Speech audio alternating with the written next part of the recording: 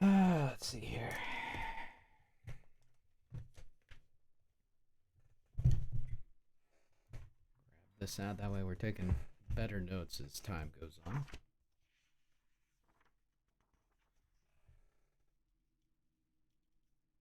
Howdy, everybody watching the very beginning of the workshop video for today. It's been a hot minute since I've done one of the recordings anyway. I've been around and I'm going to try to continue to always be around. It's just a matter of making sure that I'm in right mental spaces to do something. And one thing that I have loved about being able to conduct the casting workshop is being able to share what knowledge I do have and work toward the betterment of everyone who decides to come.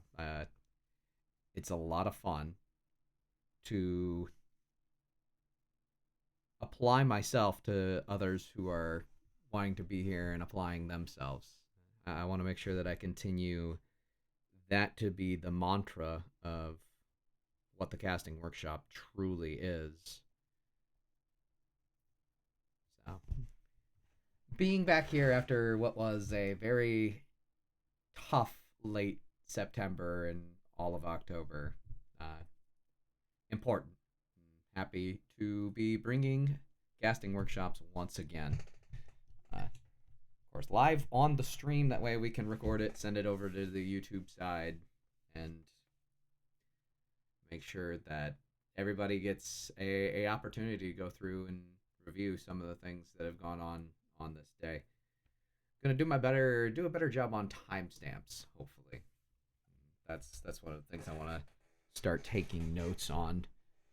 Take notes, throw it on. Like, oh yeah, this 2.5 minutes in live, we got a nice little monologue. We're talking about all sorts of crazy stuff. But hey, Zach, how you doing? Sounds like crazy stuff. Oh yeah. Anyway, we're just hanging out. Just hanging out just for the time being. Started the recording and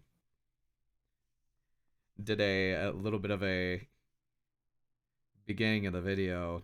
This is what's been going on. This is the reason for there being like a month-long disparity between the last video. But it is what it is. I'm happy to be alive. I'm happy to exist. Oh yeah. Good stuff. Whew. How have you been? How's the day? Been good. Yeah, interview last week went really well. That is good. I'll hear back by the end of this week, so very excited for that. Who did you have interviewing you? I had was it a couple people or just one? It was two people. The guy who was already like head of events organizing, and then an HR guy. Oh man. One of them, his name looked very familiar. I think it was CJ Murphy. Yeah. Quality man. That is a quality man to know. Oh yeah. I think I already followed this guy on Twitter.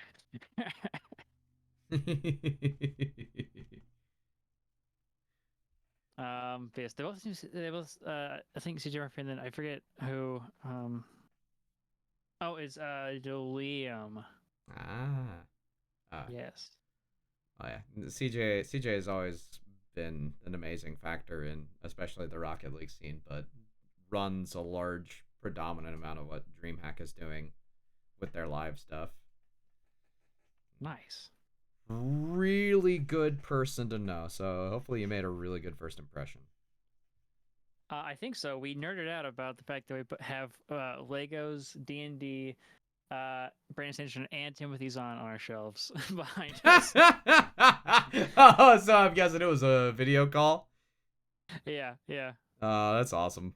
Oh yeah, we were talking about like the culture of the company and whatnot, and like I know No, it's all asynchronous, but we're all like we're big nerds. When I was like, oh yeah, you can see the D&D books behind me and Legos. When I'm like, hey, I have Legos and D&D as well. And he's like, yeah, oh, I'm on my nerdy books. Brent sends into me on. I'm like, I have the. Have you read this series? And he's like, no, I haven't. I should. And I'm like, here's the name.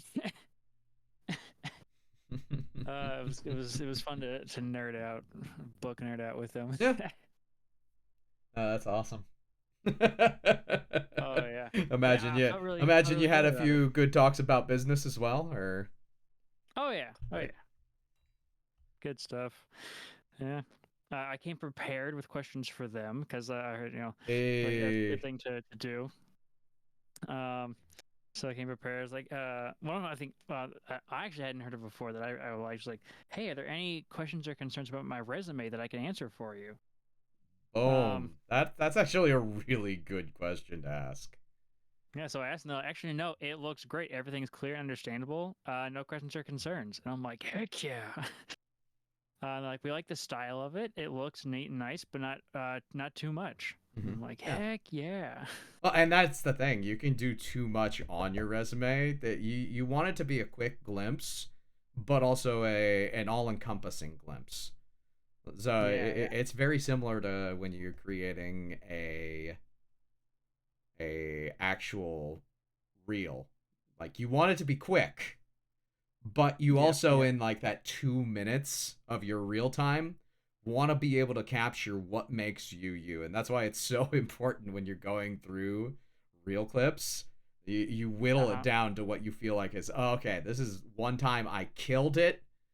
Then you purpose each clip. This is one that shows off my personality very well. Not exactly the best. Here's a transition from color into play-by-play that really looks good on my experience.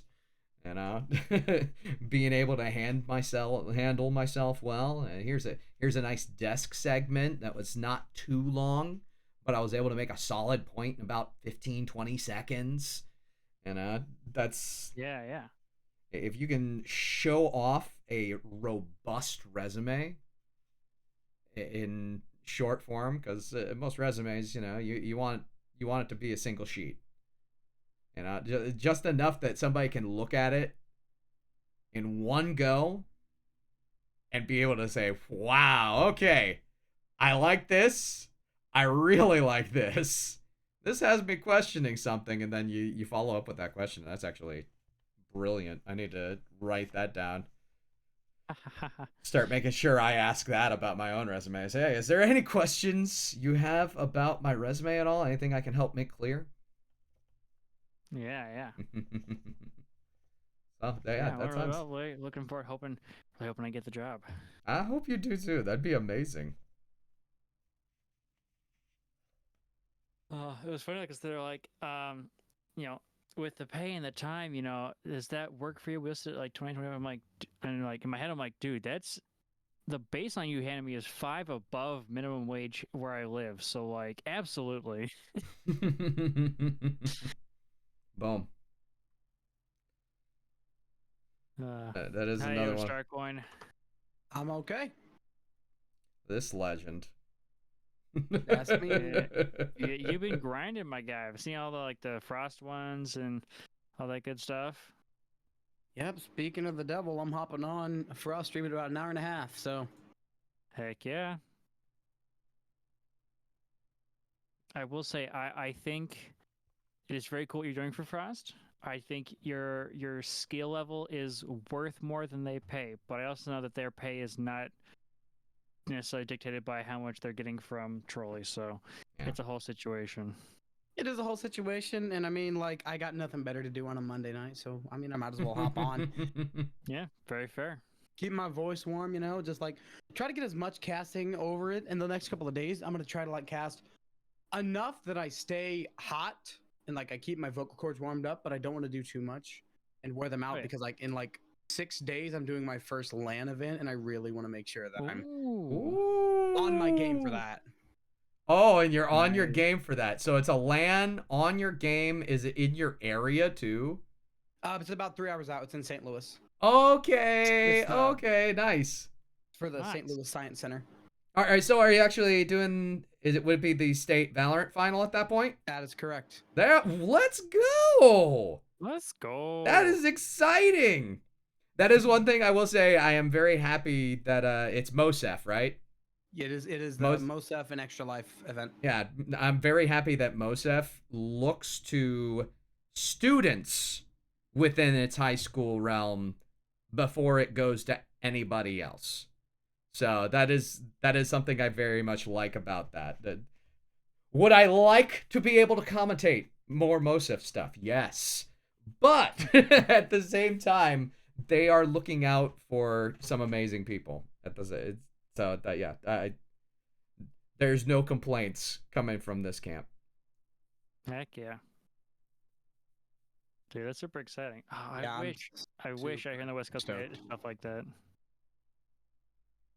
Yeah, I'm excited. I'm like 3 hours out. I don't think I'm gonna be too nervous, but we'll see how it goes. Yeah, you got this, man.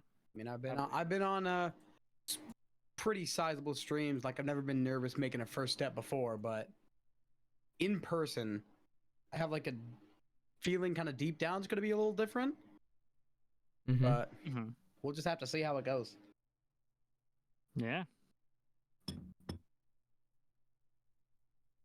Definitely gonna be interesting. That is exciting though. Very exciting. I've been wanting to do a LAN for a long time. Heck yeah.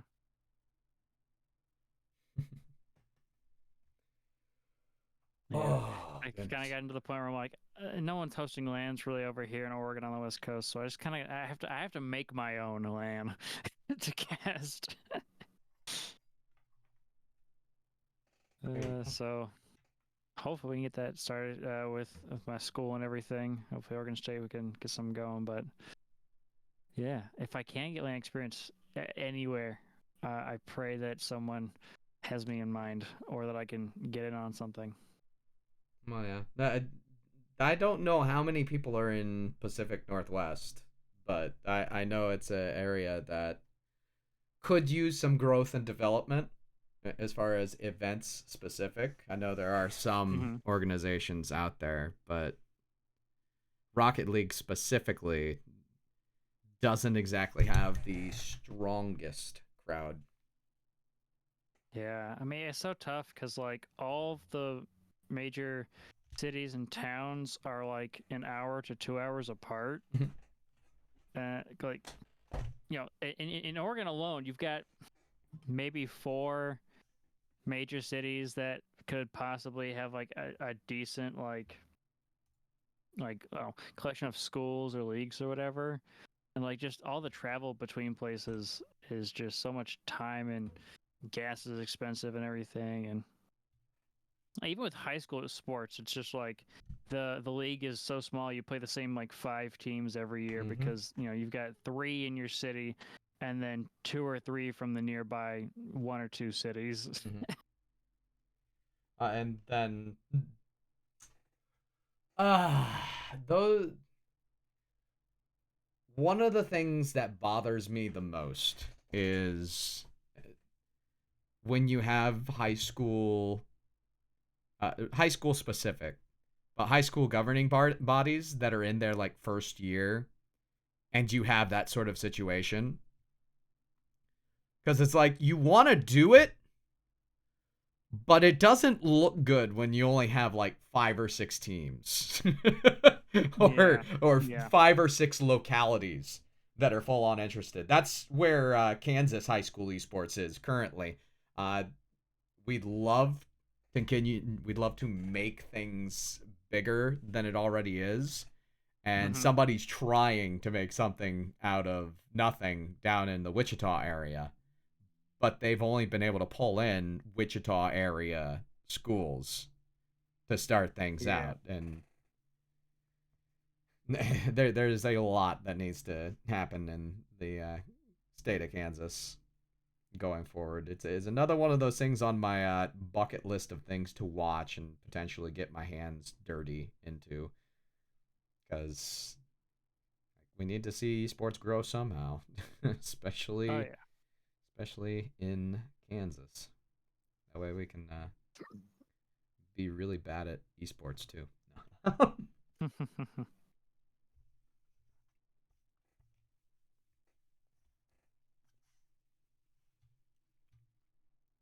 Okay. So Whoa. I have unusual plans for today Ooh. because I'm evil. So see, I had prepared to cast the A stream for NECC, but you know, I am more than happy right along with whatever you've got planned. Oh, you have NECC A stream? What?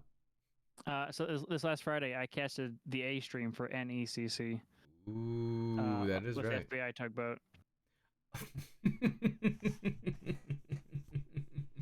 Oh my, that might actually be a fun one to watch. Well, see, the funny thing is, the first time I casted on NECC B stream was also with FBI tugboat. Good old Tuggers. Have you gotten used to Tug's demeanor behind the mic? A little bit, yeah. It was funny.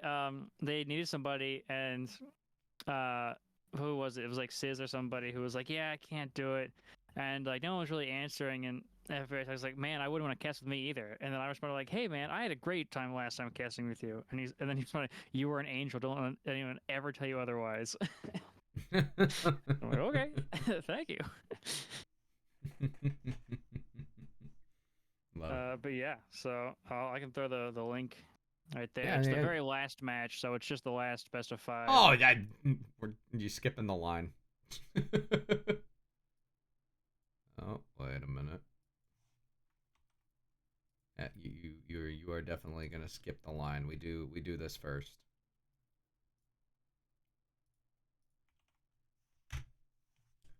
Got the good old Firefox browser. Nobody knows anything that's going on. Heck yeah. I will say I felt a little rusty going into this one, so Okay. I don't think it was my highest quality of casting, but I What tried to is- do my best to really bring it. What was that ad? That ad, the little girl shows the stinking... What? What are you talking about, Kendo? Everyone knows that Missouri's above California. But California as the Great Lakes? Yeah, everyone knows this, right? Oh my. Every What day I lose hope in humanity for geography What? because that right there was looked as comedy.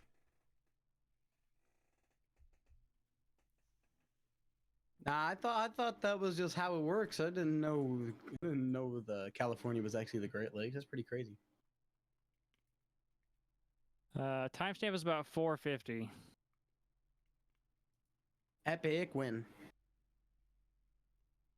I think though maybe that's on the second chapter, second half. Oh wait. Yeah, We're that's getting there. Education, right, of college and Oh yeah, so there's a slight delay because both the teams. So you had a stall job with Tuggers, is what you're telling me. A little bit. This is gonna be fun.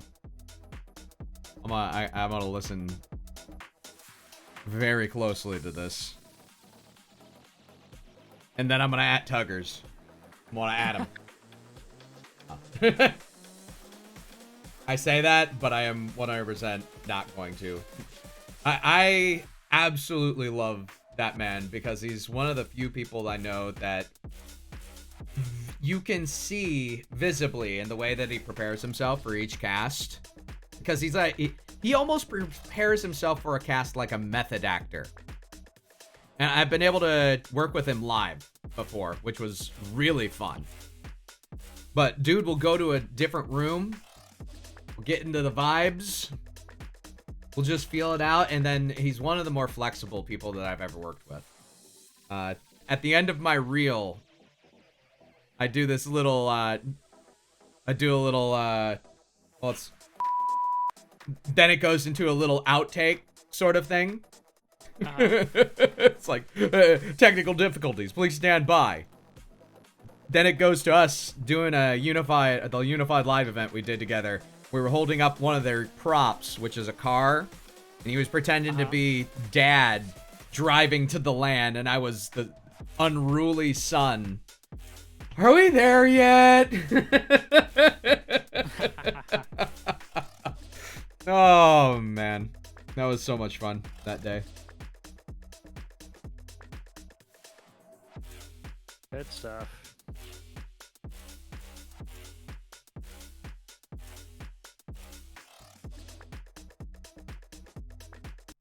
West Coast teams here tonight. We are looking at EAUCD. Ah. Here we go. Hello and welcome. We are here. We are live after a slight delay. Should It's I be all watching gravy. your all gravy. We Twitch are looking stream? at EAUCD Blue. Give Give me tennis 1 second. I'll players. put it up FBI over. Tugboat. I'm here with my man Zectech. Sweet. Zectech, how are we doing? Doing fantastic. Absolutely loving it here. Got a couple West Coast teams here tonight. I'm from the West Coast myself, so very excited to see these teams play. Talk about what information do you have for us on these teams? Yes, the EAUCD, of course, as the University of California at Davis, Cal Davis. Okay, I gotta mentally Take a prepare look. myself to Their hear my players. own voice. That is Tom, I haven't the watched this managerial game. economics junior out of the University of California, Davis. Grunt, biochemistry and molecular biology. Sounds complicated. Sounds complicated. I was not about it. I was not about the science and whatnot. Junior over there as well. Salamence, computer science junior. We'll see if that science of computers will help them in the Rocket League pitch. It very well might. Good team out here, very strong. Very looking forward to seeing how they're going to play against their opponents, who are Westcliff Warriors. We got Schieferton 4, Business Administration Senior, so if some of that senior experience will come in handy here. Sharka 69, a technology graduate student. Very intrigued to see if that's a general technology or a specific one. And Selens, to be determined freshman. Leaving your options open is always good, especially on the pitch. Yeah, I mean, especially in your first year of your higher education, right, of college and whatnot. A lot of people, 18, 19 years old, going in, not knowing exactly what it is that they want to do with the rest of their lives. And that is totally fine. That's why they have an elective process, other classes you can take earlier on, figure it out a little bit later. Just can't take too much time. Can't take too much time. Again, I'm just hoping I'm like not dropping too the many game frames. of Rocket League. We are looking at Look two. I'm hoping I'm not dropping too many frames, Pacific challenges specifically on divisions. So Twitch. again, I'm noticing Spiral I'm Rocket dropping League like is about to take 16% of my frames right now. Hold on, I'll be right back. We have time on the clock. Teams are in and just about ready to go. Game 1 underway. Here we go. First. Tom, Grunt, and Salavance making up. Do you know what happened to your? UCD, henceforth the first Do you know what happened to your mic right there? No, I thought that was a streaming thing from you to me just now. I did not realize that happened. was weird. Interesting. Is there potential that you turned away from the microphone at the very beginning of that? Possibly. I don't remember doing that. I tend to face right at the mic in my Well, screen yeah. when I. I only pause because it's very unusual I ever hear that. Yeah, I don't know what happened there. Kind of weird. to as the UCD Blue Squad. Tom, left side, running it down right here with no boost to be spoken of. Gets it taken away just as easily as Salamance taken to the top. Little play as Grunt foisting this one over to the left side. And Chief still trying to pick this one up. A little bit of basketball dribble right. Was this your first or second time working with Tugboat? This is my second. The only thing I'm sad is that I realize if there is very little knowledge of the teams beyond the names and maybe where the teams are from, etc., that it's tough to story build. But Yeah, that was something I was going through. I'm like, oh man, it's not. I don't know a whole lot about these teams to pull from. So like, I just gotta kind of build off what we're finding of the first couple of games.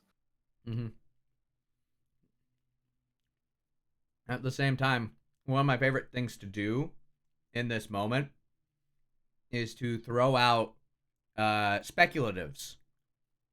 And it doesn't matter if my opinion is completely and utterly balls to the wall wrong.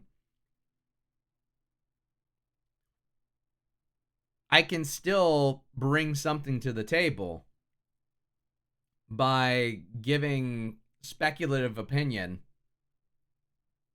And we are losing the stream a lot right now. I'm actually confused. Weird. Let's see here. Okay. Looks like it might be back now. A lot of variants. Granted, everybody's internet has been having problems lately, which kind of sucks. I think it's been a lot of different streaming services as well as internet providers. But I weirdly, so this last week I built my new computer on Wednesday. Very happy with it. It's very lovely. I've actually like doubled my internet speeds since upgrading, and I think it's because of the motherboard, but I'm not sure. Like nothing has changed other than the PC itself. So I don't know, but it's nice that I'm now getting 25 megabits per second instead of just 12. Nice. That is real nice. Love it. Oh, and ever since Elgato updated their camera hub to support Epoch Cam instead of it just being a straight phone to computer driver, my camera quality looks better, and it's so much more stable, and I'm so happy. Oh yeah.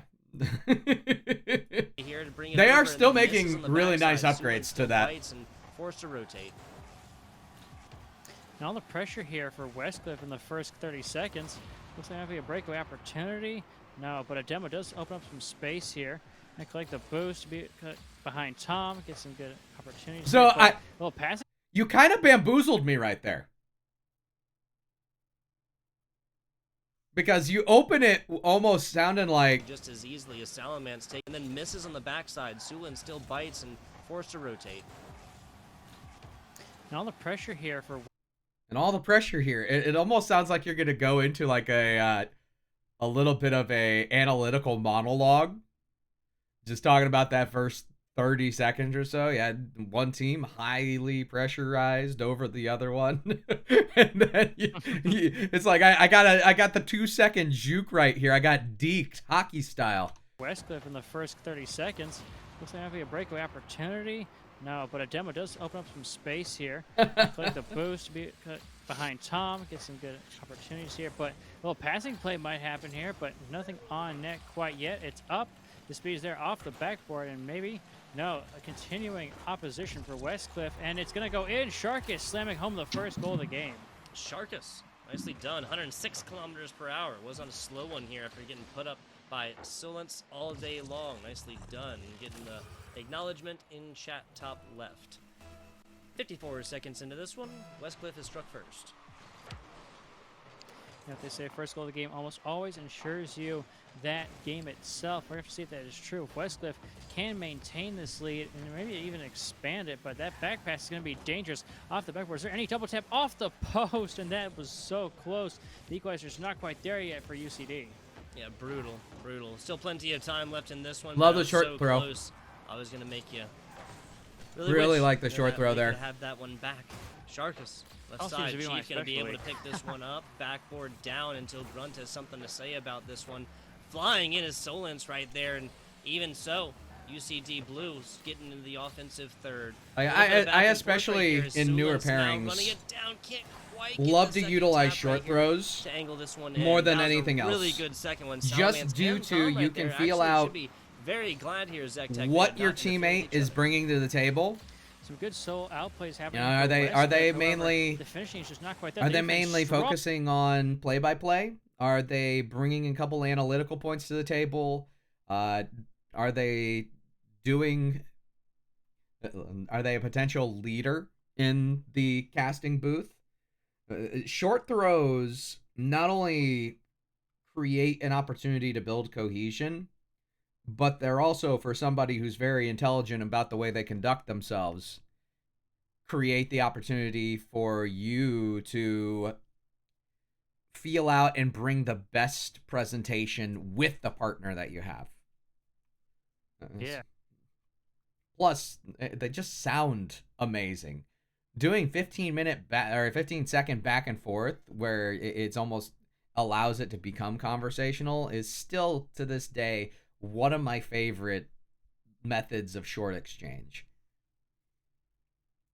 So, Yeah. Long hit again, a goal line save. Now we've seen on both ends of the pitch. 3 minutes left and plenty of time for something to happen here, but it looks like its Chief is going to be going right down the field.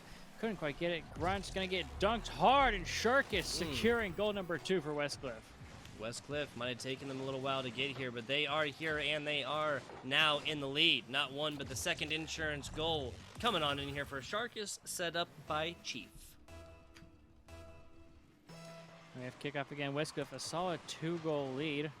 Plenty to sort of just sit back and relax with, but you know, if you're any good team, you want to keep driving forward, not sit on your haunches the entire time.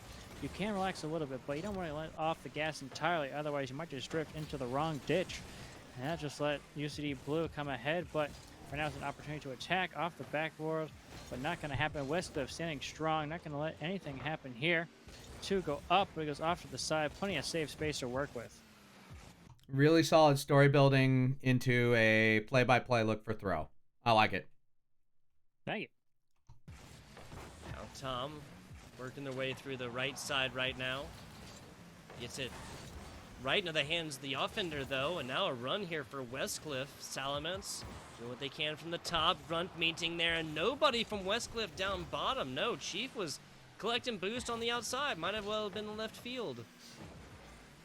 Oh, that was a good read by Salamence. Or sorry, no, Sharkus. Trying to read the names here. And it looks like Westcliff is going to have to receive this in the midfield off the ceiling of Solens. That's going to go off to the corner. Tom going to try to collect here, but once again, it's Westcliff with this offensive pressure, just not letting up, letting it out of the blue half. They're going back and forth off the sidewalls, off the backboard, and really just controlling this pressure and this pace of play, which is huge here. Not letting UCD get the boost or the... No!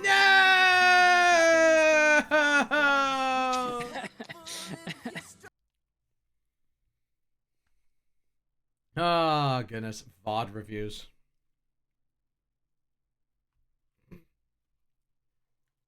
A beautiful melody. While we're in a quick ad break, do you have any suggestions for downloading this VOD? Because Twitch Leacher stopped working, and I tried using Clipper, but it wouldn't download the proper selection. And maybe that's just me, but like, what would you use? If Clipper is not working, that is 90% of the time what I use. Right there. That was a bare Cool. angle. The other times I usually side can right there. ask the person who did the Yeah, production that's about as close as it if they gets. have a recording. Salamence puts up the first here. And UCD is on Can the I get a board. link to Clipper, because I am in that same boat about Twitch Leacher stopped working, and I need a way to get the VODs, but I don't know what Clipper is. I've never seen it before. Let me... There you go. No one's ready for it as the defense gets to it first. Casting Workshop, sweet. Thank you so much. We're gonna try to get this around. I will maybe 2. bookmark this. Defense gets there Yep. before his teammate can. Thank you, Just Zach gotta Tech. figure this out. Very How do I It's, do appreciated. that? it's a really It's on good the one. sidewall, but Like, again, some if good you pressure have here by clips that you want to Kane use by for UCD reels, Blue, but this jump might on just that. break it up now. 2 go up Grab for a it. clip. Third man is pushed It can forward, download so that clip it's gonna for be you up by to typing in the Blue clip to link, and capitalize on this, but it's not gonna you happen can quite start yet. making reels for days Capitalization that of way. mistakes here, Zach Tech. That is Okay. what really scored the difference. Nicely, nice shot, nice block. Between the Penmen and the Goats earlier, the Goats coming into that match at 3-2, the Penmen at 4-1. Goats took it in 5. It was quite a series, and I think that just like this series, pretty much all the major mistakes are either mega obvious or they're immediately taken advantage of and turned post haste into points. 22 seconds left in this one. I wouldn't be surprised if we finish at a 2-1 scoreline for Westcliff here, Zach Tech. Very well, could be, but some good pressure here is immediately broken down by Westcliff. UCD Blue got to work out of their own half again and grind. Not even quite control this, but it will get past Sharkus as Tom at 50 is going to send it into the center. 5 seconds left. Westcliff has the power and possession. It's going down to the corner though. Can Tom make anything of it? It's going to get put down, and Westcliff will claim game number 1. Striking first right here is Westcliff. It might have been a narrow victory. One score victory right here, Zek Tech, but a victory that was nonetheless. There was a little bit of that volleyball. By the way, tension Tugboat's there mustache at the end, but regardless, Westwood is and always will be won one of the greatest in game all of one by a esports. sheer one-score difference. Truly glorious. Oh yes, beautiful. Both these teams, I feel, have very similar offensive. You put a going after these sidewalls, the police backboard, chief's hat making sure on that that man. keep rotating very Instant quickly, instant hitting the cosplay. pads, hitting the ball back and forth. Never really giving a rest to the defense. However, Westcliff here, I think, had the better Aviators, top opportunities, gun. finding teammates down the field, Mhm, finding mhm. holes down the field to get out of their own half, which ultimately I think led to the victory this game 1. However, game 2, it's a whole different ball game. It's brand new. It's scoreline 0-0 again. It's 5 minutes on the clock. And UCG, they've got an opportunity to make something I will happen. also say I really like the background you have right now. As it might be, good news. Thank you. It is a that you didn't lose by 3. I don't know. I couldn't think of anything else to rhyme it is with there. photo Atmosphere. efficient. One, It that has feels bad it for looks man. like a streamer content Westcliff creator's puts up the same backdrop. score So it's differential really well done. they found at the end Excellent, of game thank you. number 1. 8 seconds. That is the hope. 8 seconds here, Zek Tech, into game number 1. And game number 2, excuse me. No worries. And Salmons just couldn't quite read it. Went a little off to the side, thinking it would go wide, but that shot couldn't get right back around to it yet. And Solen's up for this. We're going to try to put it on net. 2 defenders there, ready for it. Grunt off to the side with this ball. Able to follow it up, but a 50 means he's going to stay on the blue half of the field. Tom goes up, puts it a little towards net. That's going to go off the backboard. And UCD Blue now on the offense, I think, for the first time this game. That's fair. It's not really for lack of trying. Blue has tried to take this one away across, like, whether that's just 50 wins like that one right there, or defensive hoist up. Regardless, it just seems like Westcliff mostly has their number, especially when it gets aerial with it, and it comes to those aerial acrobatics that we all like to see. Grunt perfect position, but So what Tug did was give me one of the few examples of a right there that I think is used properly. Like still is always going to be one of my pet peeves is having the at this point locator. But if you can pop it in within 2 seconds of the event you're describing, like I don't mind that as much because it sounds a whole lot cleaner. Sulens deploying their time in the backside. Gets it past one. Tom down bottom is still going to get a solid hand on this one. A demo on the way in for Sharkus. Smell blood in the water. Just make sure you don't let it be part of your over the middle. Speaking of trying to take a bite, every Sulens sentence blocks the vernacular one like away, some so no wall folks. impression. And Chief going from the air for that. Trying to make a good read there, but nothing quite happened. Like you were saying, the aerial presence and speed coming out of Westcliff is really controlling the pace of play right here and where this ball is going across the field for Westcliff, not letting UCD get out of their own half or make any good offensive plays happen. No sustained pressure for them, as Westcliff is going to just beat them to all these big aerial balls or back pass like you see here and make sure that nothing's Like happening rather to than the right blue here favor. at the moment would have been really good there. Pressure continues. Right side, but maybe alleviates for a second until Chief is there. No other real members up. And so this is just kind of like a burn time, keep ball in offense type situation. Sulens with a really random hit on this one.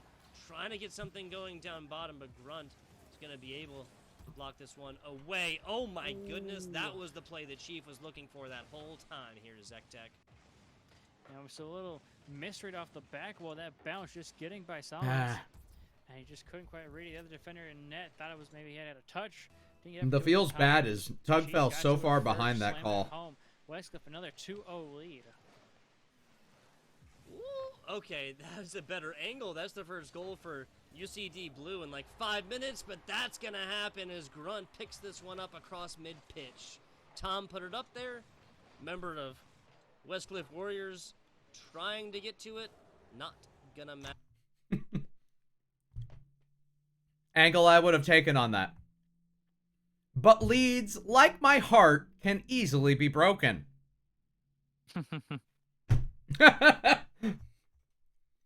Like short, simple, gets it out faster. Got a little humor in there. Got a little bit of humor that you can just lay down, let it lie, and walk away like it never happened. Like adds a change in the momentum of the actual cast. It gives the tonal chance to shift. Uh, provides a tiny bit of entertainment, but again, you don't want to dwell on the entertainment. You also have to be careful with who you're co-casting with, because you go a little too far and lean a little too far into the memes. Some co-casters will pick it up and they'll never put it down. Yep. Not gonna name any names. Still playing a defensive ball. Westcliff up by 1. And that's that aerial presence and speed that we need to see out of UCD. We're going to try to regain here and take game number 2. Is, you know, that midfield presence is going to be huge, and they have to control it in the air. A lot of these big balls, these big clears, these passes are Small little happening you in the know air. there. That's where I need to be present. Not and that big a speed. deal. They don't have any chance of maintaining this offensive pressure like they are right now. But again, here, getting beat, the clear going out. Solomon trying to make something happen here, but once again, just not maintaining that control of the ball that they need. Ooh, speaking of control, Westcliff, perfect infield pass, about as fast as it gets with a pre-read and jump. There Oh, from UCD no. Blue defense, now back to Oh, it. no. No, Salamance even worse. Grunt trying to keep the offensive play alive, but my goodness. Just going, I mean, Oh, the sometimes you talk about humanity. going, you know, just a little too fast, like a little 20% too fast. That was like an extra, like, 0.5% too fast. If that Oh, had been the any humanity. slower, that would have been, either of those players would have made the goal. Sucks. Sucks to see if you're a UCD Blues fan. It would have been free, but just too much rush down net. Getting a little too excited to get that in the net. And Oh! there, and that bump is going to open up the back line, but Tom gets back to Oh it. No, my- he doesn't. He goes wide, and Chief able to walk on home. Goal number 3. Wow. So, Chief just this is the same thing we saw in the last series. Obviously, that was a different caster. We got Zach Tech now here, folks. But it's the same kind of thing that you see right here. Individual performance just kind of popping off after one team is just pouring a little bit too much of their 100% into that offense. You got to pay attention to these rotations a little bit more, because now a little bit less than 2 minutes and a score difference of 2. Westcliff has the insurance. Oh, it's a good foul touch there, but wasn't quite left enough to get north to the net. And right now, UCD making sure that Westcliff can't get a good clear here. All 3 players able to try to make something happen here. Oh! Can't quite get the touch. It goes out to the far That side. was It nasty. bounces back. He's got some control here. It goes out, but it's Solens and his teammate that are going to pop it out to the far side. Another pop by Chief, and flip to Grunt. Try to get this out to the side and away from his net. Down to the middle, a perfect setup, and Chief tees off on this one, swings for the fences and hits it. Third shot, but first one actually made in. Now, Chief has been more on that assisting side the past game or so, a little bit like last end of game number 1. Sulens mostly being the offensive powerhouse, but 3 scores, 65 seconds. Not sure if it's going to happen here, Zach Tech. Unless it happens off a kickoff. Nope. Oh, not quite. So it's going to bounce high, and we need to see a UCD player up for that one, but no one there except for Westcliff, and that speed again is what's currently winning them this game and this series. Oh That my shot, though, God. just off the post, and UCD is going to be kicking themselves for that one. Brutal, dude. Absolutely brutal. Heartbreak Hotel has been checked into here, Zach Tech. That would have been just a little bit of breathing room here for UCD Blue, and not just like literally 100% offense go, because losing by 3, losing by 5, losing by 10, losing by 1, these are all the same. You know, at the end of the day, it doesn't matter what the score is, you know, how high, how low. As long as you have more than your opponent, that's what wins at the end of the day. And right now, that barrier is just a little too high for UCD this game, with only about 10 seconds left and the ball in their half of the field. It's just, you know, go next, game number 3, try to regain and make something happen here. I like the point you made. I don't like the fact that you essentially restated Tug's point for about 6-7 seconds in order to get there. Yeah. Like I appreciate the thought that you went with, but trying to continue to keep it fresh is generally the best thought process going down. Yeah. Still, I like it. Again, I like the point though. Like the fact that your mind is moving in that direction. 3 goal disparity. We're taking a comforting tone, I think would be the proper way of putting it. You were very, I apologetic is not the right word in this case, but your tone. Give me 1 second. I'm trying not to die here. I can't out. Ah! Oh. Breathe. Breathe. Throw in my co-caster. I had a moment like that earlier today. He said something absolutely hilarious. I legit could not breathe. I had to throw it to him. Like, oh my god. Okay. Well, yeah, no, I the tone that you took and the way you decided to build your dialogue at the very end, I appreciated it when it was yours. once you got beyond the for lack of better terms, discount summarization of what Tug had just said. Yeah. We got a very good end point, and last few seconds Push right in here. Not optimistic gonna happen. tone. Westcliff does Yeah, it in even love more the tone. impressive fashion than game number 1. That would have been another Love the one tone. for the side of UC. Execution will be even better next time. Here as I well. guarantee it. So, game 2 looking a little bit even more one-sided, unfortunately, for the Westcliff Warriors right here. You know, the UCD Blue really came out in that game. Number 1 was just so much more competitive, came pretty close to going down to overtime as well. Game 2 just kind of got away from them, honestly. Power delivers No! to be savage. That was my impression of whatever they were singing. Did it work? Maybe. Probably not. We'll find out if I have a copyright strike later.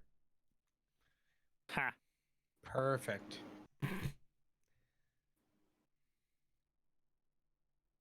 But the goal was to do a bad job, I think.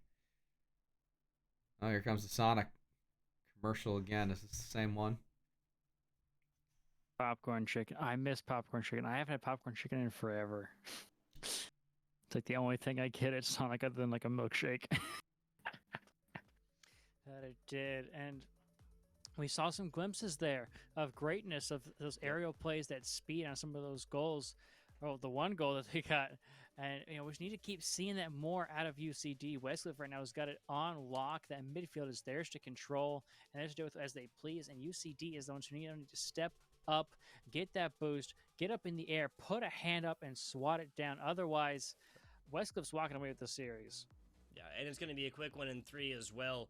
Looking at, total scores, I mean, it's 6 for the side of the Westcliff Warriors, only 2 for the side of the E8 UCD Blue Squad. Again, that's University of California, Davis. Salamance also has usually been like their offensive powerhouse right here, and I think that's just kind of been shut down so much.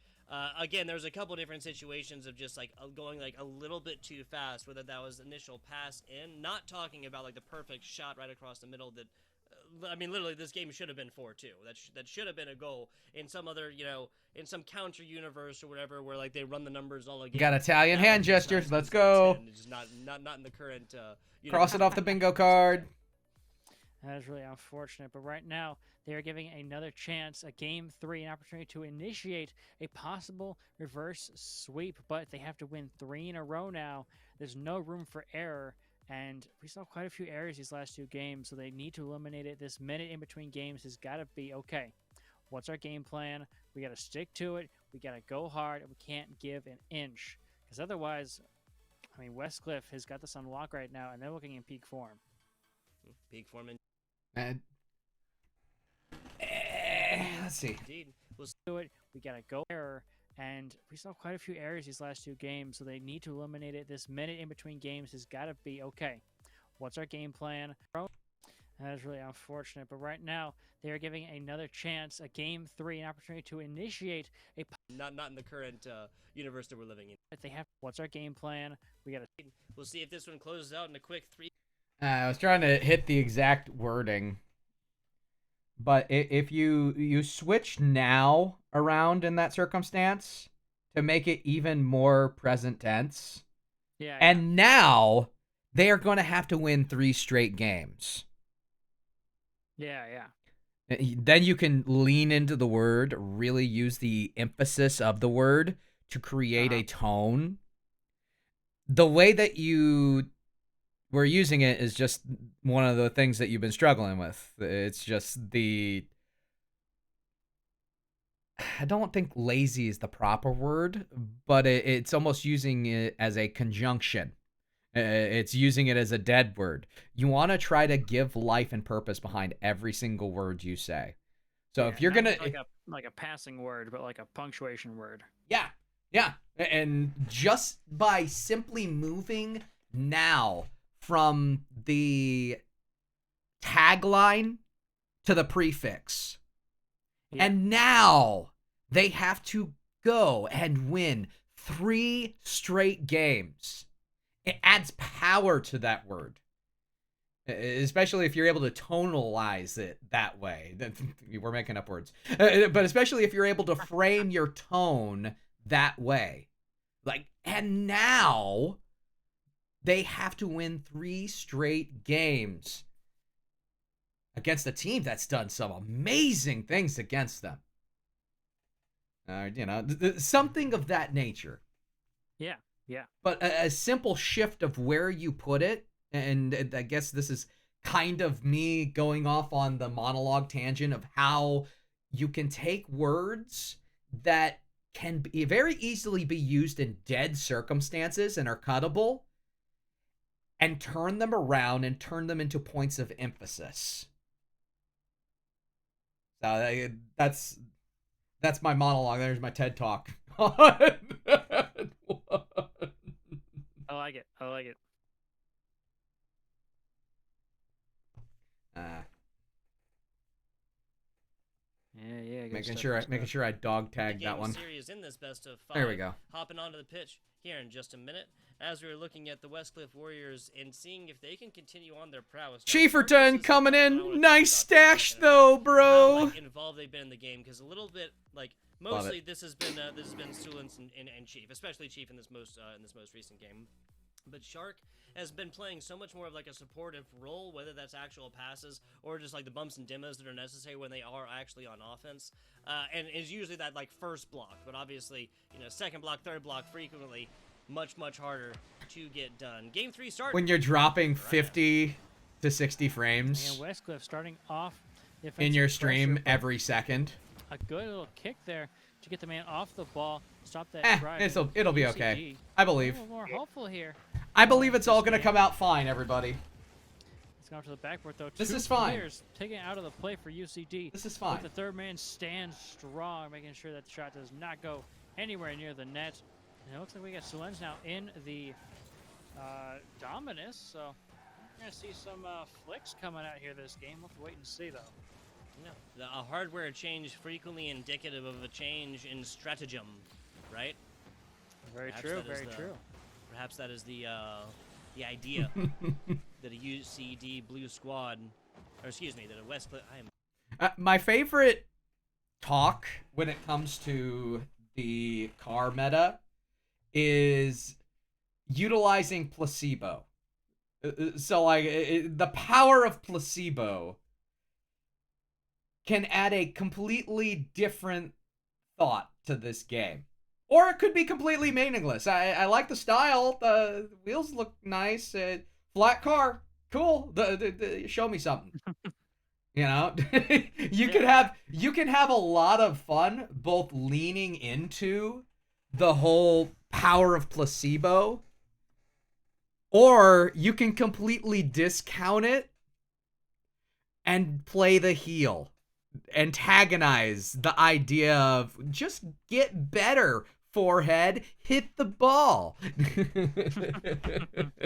Yeah. Be careful about how far you go with just be better, forehead. Because especially educational streams like this one where you have multiple institutions for education, you can go a long way toward the idea of blacklisting yourself from a commentary opportunity by insulting student athletes.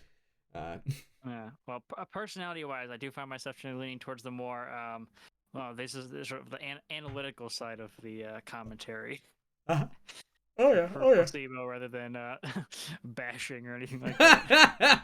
Well, I mean, I don't feel like I feel like you can do that without being bashing in tone. Oh yeah, no, yeah. But at the same time, it is so much fun to enter a discussion and just be the antagonist to whatever your co-caster decides they want to say in that moment.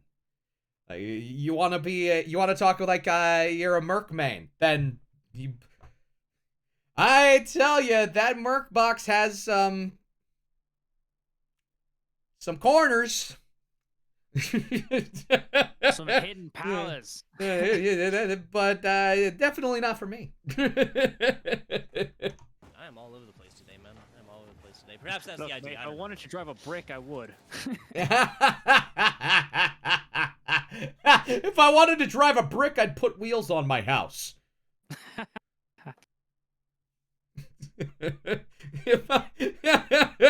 If I wanted to drive a brick, I'd ride Russell Wilson like a unicorn, or Russell Westbrook like a unicorn. If I wanted to drive a brick, I'd hop on the rock's shoulders. You know?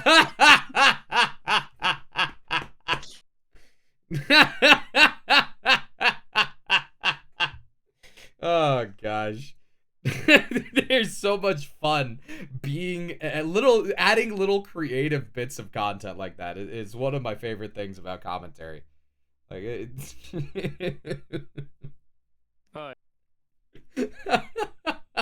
Oh, I'm gonna be thinking about that one all night. That one's as good as the NASCAR clip that went through and was viral all night. I didn't really get a lot of context other than like he did a video game move of like using the wall and the Yeah. almost unused fifth gear. Mm-hmm. Yeah, dude, literally, and it is 100% a video game move. Put it into as high a gear as possible, rode the wall out, going as full speed as he possibly could, and went from I think like 10th or 11th all the way up to 5th, and it got him in the final four in the championship. Yeah. So he's competing for a NASCAR championship in the last, I forget if it's like 2-3 or it's the last race. Uh-huh. Like the way they do the point system is no longer a pure point system. They do this like process of elimination. He was going to be eliminated, decided to full send it, wreck the car on purpose against the wall, but see if he could ride the wall and get full speed all the way around. Really genius, because I've done that before a couple times. Yeah. Like that was literally the way to qualify. Like that was your way to qualify because you never penalized for the amount of damage that you got in the qualifying round at Martinsville for Oh, interesting. for So some of the there old are no NASCAR. damage penalties later for later races. Well, yeah, so like you go through all the footage, and he popped one of the tires, lost a decent chunk of like the ability for it to brake, and it damaged the steering as well for his car. So it's like Mhm. you can't. It's not a viable strategy. Nor is it really a safe strategy. Yeah, yeah. But dude was like, okay, I need this. What if we full send it? And not only did he full send it, it actually freaking worked. And I am so enthralled with the fact that somebody did one of the things that I was doing as a freaking high schooler playing EA NASCAR games. It's so stinking good. Like I didn't know who bro was before, but Mr. Chastain has a fan now. And to be honest, NASCAR has more eyes than they've had just on that clip. I'm pretty sure that clip has more views than the entirety of all the NASCAR races this season. Like it's Yeah. Yeah. And no, that's no slight to NASCAR fans, but like that is how viral a moment that is, and NASCAR desperately needed a spot like that because now all of a sudden, people are asking the questions. Hey, what is going on here? Why was this such a big deal? Yeah, sure, he drove around and he didn't even win.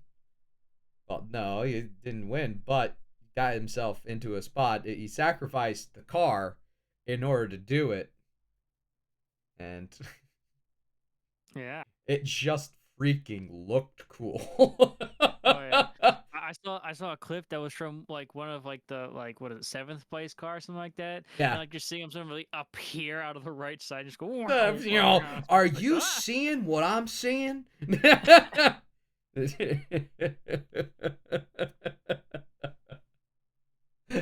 somebody had one of those Twitters that's tweets that age well. Uh-huh. And they did. Here's Martinsville 2023. Brad Chastain comes out of the corner at Martinsville in first place, and it shows all of the cars behind the dude riding the wall. The dude who made that meme took long enough to Photoshop bunch of other cars onto Chastain's car in several different frames in order to make that meme. And it was quite possibly one of the most brilliant things I have seen in so long. I actually need to go back and I need to copy pasta it because it's worth the secondary look. Let's see. Gotta get into the Twitter account. Find it. Oh, let's see here. Gotta go to the Kendo's likes. Raise your hand if you've watched another.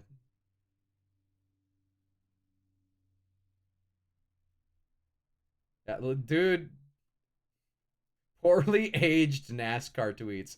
This thing is criminally underliked. This is the most criminally underliked tweet of all time.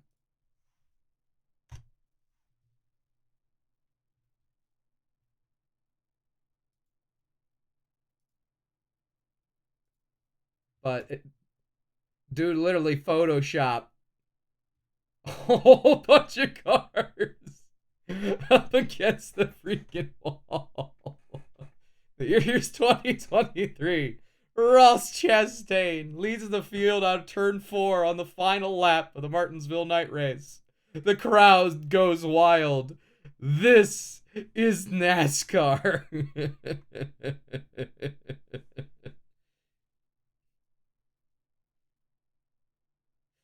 Just everybody riding the wall at Martinsville. Oh, jeez, it's so good.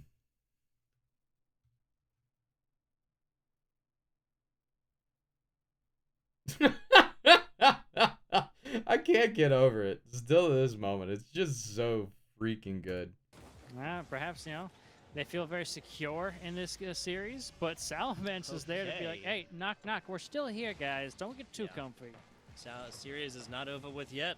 And for the first time, at least in about 15 minutes or so, this is UCD Blue taking the lead. I heard Tugs Inner Southern right there. Here for kickoff. With the Packers. Not over yet. Okay, that was almost really bad. Tom tries it. Salamence almost, or Sulins, excuse me. Similar names right there. Salamence is the one taking out right now, but Sulins set up what would have been the flashiest goal on broadcast today. Like off a kickoff too? Come on. Oh yeah, that might have been, but right now they still have the offensive pressure. Something might still happen here. Oh, but a good stop, a good redirect. Tom, is that in? It just is. Okay. Look at him go. UCD here to claim game number 3. Yeah, not going so quietly into the night here, Zectech. It is up not 1 but 2. Again, the insurance goal now purchased. Lanterns ablaze afterwards. 3 minutes and 35 seconds left in this game number 3. Westcliff up 2-0. Doesn't look like it right now.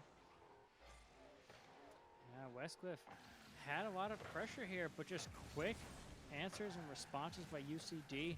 These counterattacks have been crucial this game so far. And that shot's going to go high and wide off to the side. Salamence, he's got some space to work with, but Sulen's there to remove him from the pitch, make sure that he is not making anything happen there. And Shark is going to fake it off so that there can be a shot there, but Tom is there on the defense, not going to let that ball. How many of theirs was that in the last 30 seconds? Nice pickup here from Chief. A nice stop, block, and shot. Over to the left Enough to side make a now drinking as game? Sulens tries to pick this one up. Grunt has his number, winning that 50 all day long. Nice read there from Salamance. That's a really good cut. But out coming off of the demo, I believe, actually, is Sulens right there. Defensive block there. Last player for it. And Westcliff stays alive. Going down by 3 would be oppressive at halftime. Is oppressive at halftime. Has been before oppressive at halftime in the great game of Rocket League. And it shall remain to be. And here we go. We hit the halfway mark exactly right now. Still a 2-0 game, but the very well could change. There's 2 players up. One going for a bump, but the shot goes right into the defender, making sure. And now there's a counterattack opportunity off to the backboard. So they're to follow it up. The defense is ready for it, though. It bounces out. Can they recover? He can! Off to the side, and UCD keeps their 2-goal lead. Nicely done. Going down, another one right here. Westcliff and wants to make that one a reality. Perhaps the Dominus actually a moniker of bad luck. Ooh. That was right Not across an the bow appropriate here as well, use of letting moniker UCD there, Blue Tug. know that they are definitely still in the house. Elvis has not left the building yet. Nice shot from Sharkus again, just waiting in the wings, but striking like a great white. I mean, a token of bad luck, an omen of bad luck. It bounced off the backboard, past that defender. And A representation? UCD is still in control, but 2 minutes says it might change otherwise. 95% sure a moniker is a Oh, no. statement Almost with which you there live for by. UCD Blue. They don't like being ahead by only 1. Proving it almost right there. Westcliff shot over right side. They have so many of these big sweeping shots, right? Or like conduct they're yourself, definitely dude. set up shots, but there's just no. Oh, Westcliff that's members easy. on the other side to Oh, pick this up. That could have been an open no! net, free as air, and a 3rd goal, but now coming back the other way. Tom down bottom. Grunt meeting him there, and once again, UCD Blue members not in the offensive position when Westcliff is open. Free. Working hours. Yeah, definitely these opportunities here by UCD Blue. Just not quite being taken or capitalized on. Okay, Westcliff. you deserve a medal for staying patient on that one. Like, when it's free, clear, business hours, or whatever. The fact that you let that sit until he was done, I'm impressed. Thank you, thank you. I'm glad that you did. Now, they're More- pressing this last minute to try and equalize the scoreline, but He's getting a little bit, I don't know. I don't know if there's a proper word. Anxious is not the proper word. Just because I don't think it's, like, anxiety, per se. But he's jumping the gun a little bit on his timing. When he thinks the throw should be received, etc. I'll be interested to see if it continues to be that way.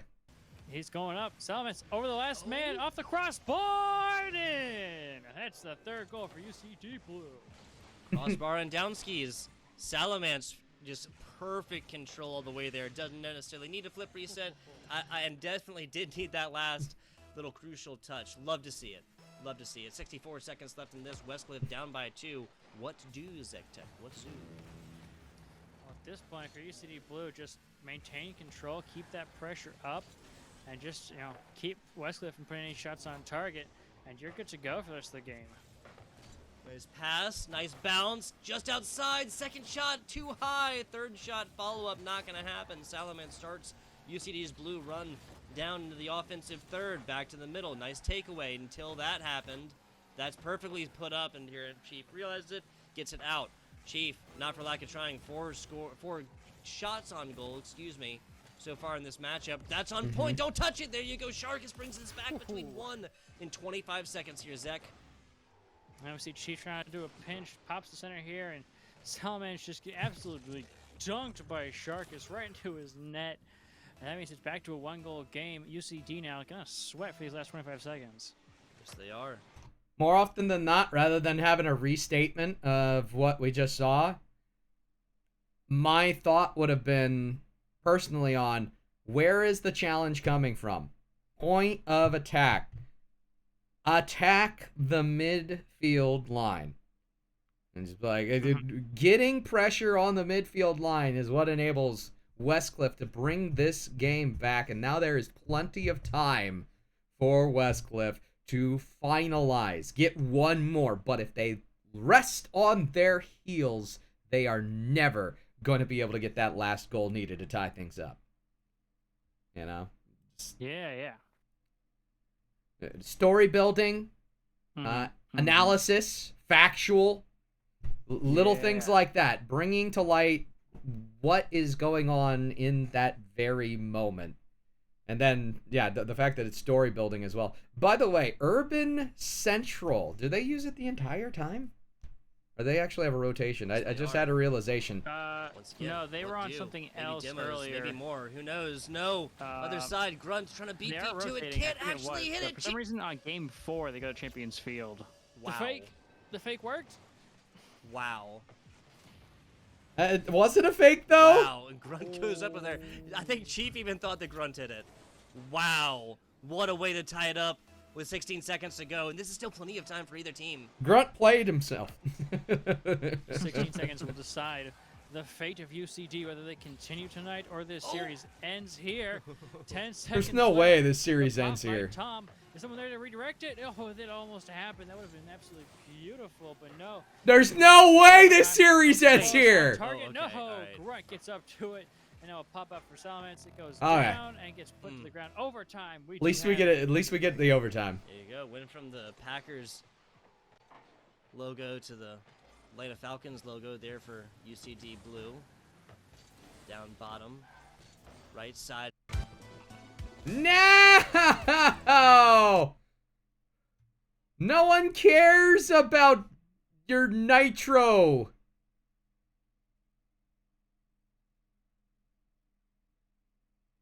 Play Putt Putt Party now. Unlock these games with Nitro. Discord Poker Night.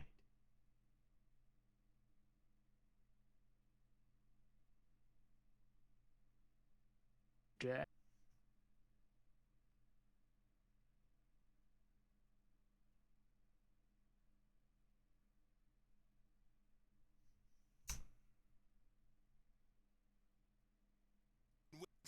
Dang! Come on, Wingstop! Now you can have Stop the wings. Give me the game. Like lemon pepper, mango habanero. Try our new chicken sandwich at Wingstop. $5.49. Right there, Zulens is there to get the first hit at least. I really just Not need to do comfortable commercials. positioning on the second. That's inside, and UCD Blue takes it. All right. Grunt, if you want something done, you gotta do it yourself. Let's watch this. Zulens with a really bad block. And always about that third and fourth touches right there, baby. Fantastic. Okay, he missed a very fun opportunity to short throw there. Could have just left it as Grunt if you want something done. Oh, that would have been good. Just tagline it right there. Grunt if you want something done. Game. It's just...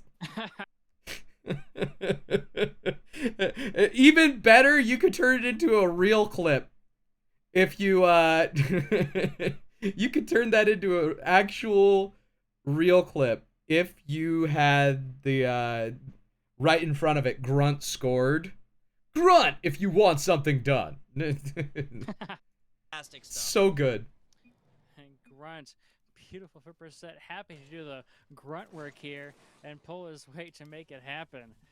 Overtime, and UCD secure game 3, which means they are still in it. They are on their last life, but they are still alive. Well, so the sweep stopped. The reverse sweep possibly started here at Zek Tech. We'll see how this one goes in game number 4. After I really feel like we saw 6 total players on this Rocket League pitch kind of just categorically improve what they were doing before. Yes, Gotta that head out, results in a guys. much higher score. Okay, I mean, what, you have a wonderful 5, night. and I'm looking last forward to 7 in this I'm one looking with forward to that extra cast times as tonight. You well. got. Game 1 being Yeah, more I'm looking normal forward at to a it, too. 3-score difference Yeah, right rocket. there. But getting on in here, to Rocket, game number woo! 4. I'm head got out. some See you extra later. Rocket Have a League good one. action. Just coming off of a 4-1 victory, right? I mean, 3-score difference.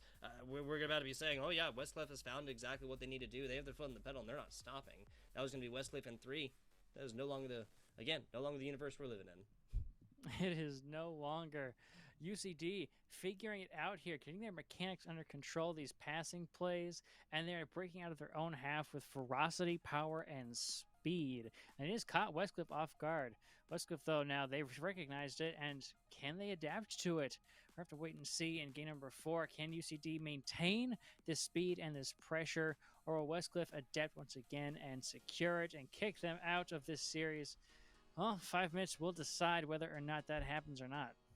Yes, it will. Yes, it will. 5 minutes plus extra, maybe, right? Because we literally just saw that here. Zach Tech and that was what, extra 80 seconds or so in the overtime situation there in game number 3. Like this wasn't 2 teams that was willing to give it to us very quickly, you know. So maybe more. Who knows? 2 1-score differences as well. 3-score difference. So we really also like kind of run the muck here, right? Game 1 could have been overtime just as easily. So. Yeah, very well could be. And it looks like we have ready for Big game shout out. number 4. Yeah. I want to take opportunity to give a shout out to our production staff. That's Gio and that's Peak here today for the NECC. Without them, we are just 2 casters screaming about esports in our rooms. Game 4. Now, Zach, take it away. Huge thank you to NECC and everybody, but now it's up to Sulan to try to connect here. He's going to pop center. Westcliff starting off the offensive pressure. And it looks like Tom couldn't quite get a hand on it. Goes out center, but back to Westcliff. They're going to keep this pressure going. It pops out center. Someone up for it. There is, but no touch going there. So Tom, he's going to collect this boost. I don't know if actually he got it or not. He might not have. But he's still going to walk it down towards the net. Does get a decent 50, though, against him. Shark gets downfield for somebody, but someone's there for it. It's a good 50, but it's still on his half of the field, so he's going to try to work to try to get it out of here. Chief going to pop a center, but no one there to take the shot unless it comes around and it just goes wide. I think I'm going to start calling it the Westcliff factor. Like the fact that so many of Westcliff's, or so many of the times, the simple times that the ball comes off of a Westcliff player when they're offensive, so many of those times that ball is either on point or it's like going in a place where it's so close I can't tell, which of course means the defense is going to have a tough time telling. That so far has resulted in teams like UCD Blue and other teams really biting onto these offensive shots whether or not they need to. Of course, it always looks like they need to, so they do. That's a smart thing to do. But simply doing that, of course, takes a player out of that defensive performance, right? They have to come back down to ground. They have to pick up boost, maybe. They have to reposition. They have to rotate. And again, just kind of like the Westcliff factor. That, you know, like, is that on? Are they going to block it? Yeah, that drawing players out of the play is going to be huge. And you know, UCD, I think the ultimate counter to that, though, is just quick recoveries, the small touches, making sure that you are doing it as fast as humanly possible. Get to the ball, get off the ball, get to the ground, speed back up again, and just get back in position as fast as humanly possible. And they're not quite doing it here. Shark is slamming it home off a great pinch pass. How did this one happen right here? Oh, that's what it was. Sue Lentz comes up with opponent. Opponent definitely thinks that UCD Blue member definitely thinks that that's not going to result in the kind of like mini pinch right side, you know, maybe go against ceiling, something like this. But at the end of the day, it's going to be something that the UCD Blue defense had time to reposition on. That is not, again, the situation they found themselves in. Westcliff up 1-0, 2 minutes into this one. And these drives downfield are going to be dangerous. Westcliff, they know how to get past these midfield players, but they couldn't quite finish it here. Nice progression. No No follow. There. Oh, never mind. Crossbar and Grunt going to equalize very quickly. Wow, Grunt hits this with any more I power, thought any Grunt more moved up, up too right? far. Any more this up factor. This hits top bar. And It was a pops really out good recovery. immediately. Sharkus would have then should have been able to. The recovery was great. The fact that Grunt had the wherewithal to back themselves up after landing Might as well be 10-10. made that 0-0. play. It's tied up. Oh, yeah. It was actually, I did not expect that one to happen. Can't wait for this little throw downfield off the crossbar, and the okay. defense just gets At least to it. just given the Barely production gets to view. it. Across the middle. Yeah, yeah. Chief I probably would have wisely seen doesn't it on the bite into back this end one. Now and it's admired off the it and brought backside. attention to it, but Hoisted left. Tom trying. Sulens. Lots of boost Oh. to be spoken of coming through the air. A pass attempted. Salamence breaks it up. Grunt picks it up. Right side. Now left corner. Bounce out. Sulens should be able to pick this one up and start their offensive third. Downfield, this mid-air pressure off the crossbar. Bounce down, bar, down ski. Beautiful shot by Sharkus. Wow, yeah. You ever you ever see Sharkus approaching your goal in the air with a lot of boost? You ever go swimming and see a fin pop up about 6 inches out the water? Same feeling, I'm sure. Same feeling, I am sure. 2 minutes left in this Pure one. Danger. Yeah, seriously, right? Stranger danger. Sulens here going downfield. We saw him get a beautiful dunk and pinch pass, and he's been going for some musties, but Shark is the one who's going to force it home, taking another bite out of the UCD blue team. Brutal, dude, brutal. Grunt, bamboozled, ankles broken, flattened tires, whatever you want to call it here for Rocket League.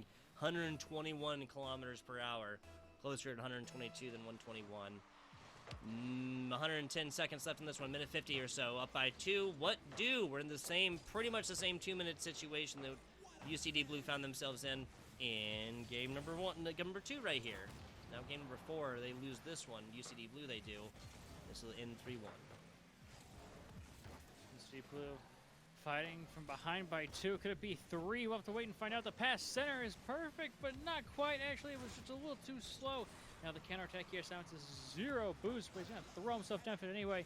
Grunt to try to follow it up, but now it's Tom to the backboard. He's got one defender to beat. He gets the demo. Is there a shot? It goes in! Salamence off the post. Nicely done. Barely, almost to a minute, excuse me. Right here and off the back of a well-placed demolition. Salamence, low and slow blow. Doesn't have to be fast. All the way down to the bottom. Westcliff is still ahead by 1, but UCD Blue bringing this back to the brink. Tug, I'm disappointed in Tug. He recovered himself. At least Yeah. I think he was going low and slow blow. Never mind. Just continuing down that rhyme path. I'm glad he stopped himself. Just like, no. Kids game, Tug. We don't do that here. No. You can talk about the hit and runs and some of the FBSs and some Call of Duty. Yeah, there, you got the hit and run there. You run up behind, grab the knife, boom. Hit and run. Blow and blank, whatever. Not happening. Nah. I don't know. I'm not 100% sure that was the intent, but Yeah. feels like it was an avoided crisis right there. Sharks may have brought the bite, but UCD has brought their harpoons, and they are out and hunting. Okay. Trying to find this third goal, trying to equalize in this last minute of gameplay. They are staying alive, searching, fighting for their lives in this series. But that shot's gonna go Bardowski and out and not in. And Sharkus cannot make anything happen there. UCD Blue keep it within 1. The shot thrown downfield, but Westcliff is there on the defense. Big clear, and now Grunt missing on the backside. That's pretty open. Can Salamence get to it? He does! Nice tap, just put this one a little bit too high. Westcliff still with attention, though. Grunt, nice takeaway right here, 51. Chief barely gets to this one. That's going to be a technical pass, and then just another bear tap up from Grunt. Grunt, we're going to talk about most improved player. Can't have that conversation without the word Grunt. Oh my goodness, that looked really bad for a second there, but Sulens is back to their normal defensive performance ways. 17 seconds, Zek-Tech. Right, disrupting. Tom bumping a shot. Not going to come through, though. Salamence having to regain the midfield. One player fights, the second one gets to it. Chief going downfield, trying to make sure they secure this game number 4. It's 2 seconds. It's 1 second. It's going to drop, and Westcliff claim game number 4 and this series. Yeah, so wow, I'm not surprised. I'm not surprised. We kind of assumed this is Challenger specific. Like we kind of assumed that this was going to be incredibly competitive coming into it, and that is exactly what we get to. Looking at some scores for you folks. Westcliff Warriors game 1 win it by a score difference of 1. That was a 2-1 relatively low scoring game. 1-4 there for Westcliff Warriors next. The biggest score difference we see so far. In fact, the score difference there equal to the other 3 games combined. Zek Tech. Little OT action there in game number 3 at a 4-3 scoreline. Again, UCD Blue bringing that one out right there. And then game No! No! Oh, man. Not the ads. Here we go again. I got me right in the ads, it did. Rot in the ads. Right in the ads. Feels so bad. Got me feeling like junk up in here. Right junk. Straight in the Fine. ads. Dove. Straight in the ads. Smoother skin with every ad. but keep in theme, score difference of 1. Crazy stuff. Crazy stuff. Crazy. That is stuff. one thing Works out. I love that But Tug ultimately, at brings the to the end of day, table. Westcliff was The Warrior yet He again, is but like me as a keep in notebook theme, guy. Score difference of 1. Crazy stuff. We'll usually take score lines, stuff how the math shots, works out. and Ultimately, sometimes at the we'll end get a of the little day, bit more Westcliff was looking to information than get the that. Solution first, and UCD going home with a loss, and Westcliff happy to be the ones to take the win. A beautiful series fought here, and a amazing fun time to watch.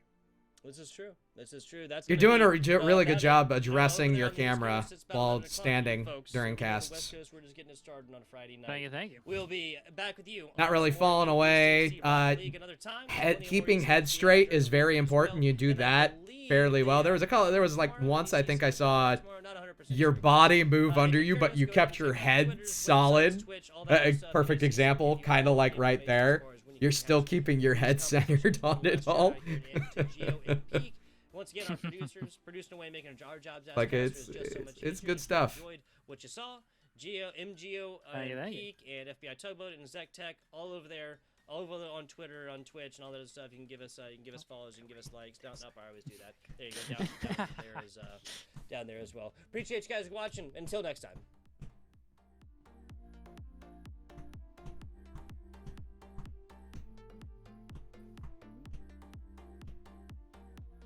All right.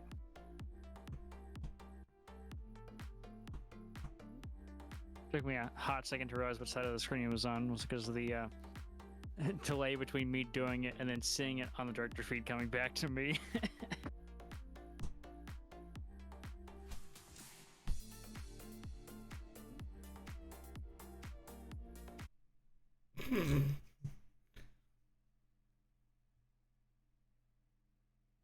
Nice. Me likey.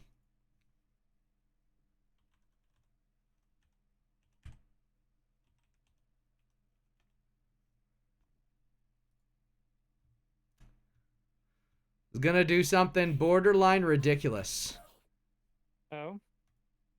and torture people by allowing them to roast me. Oh.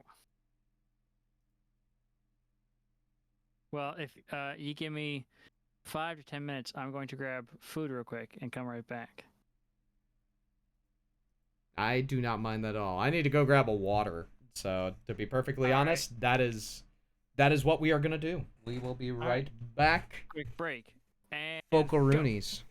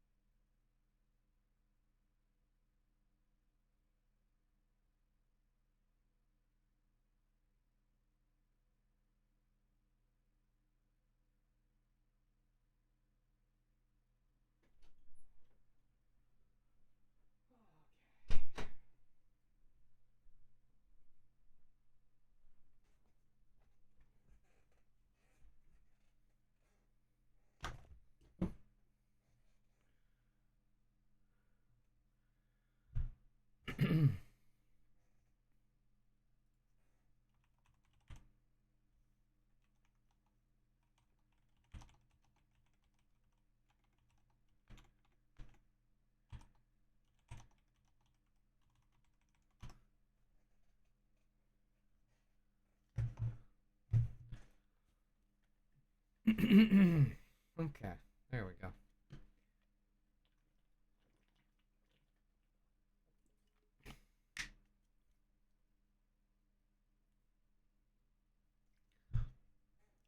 Water! I need more water!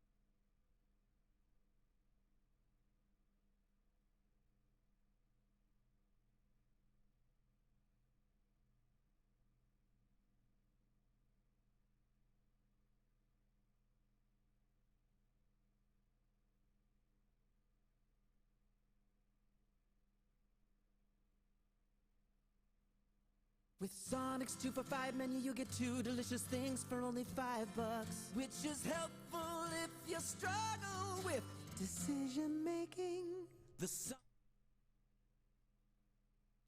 What?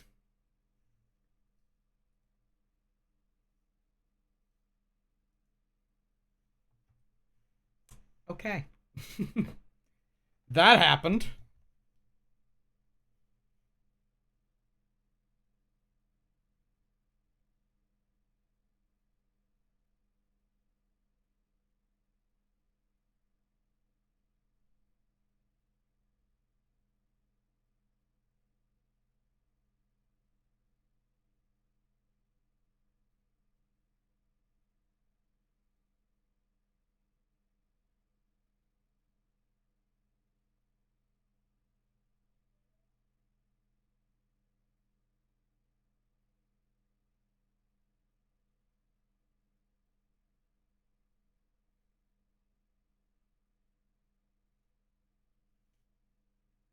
I'm ready to roast.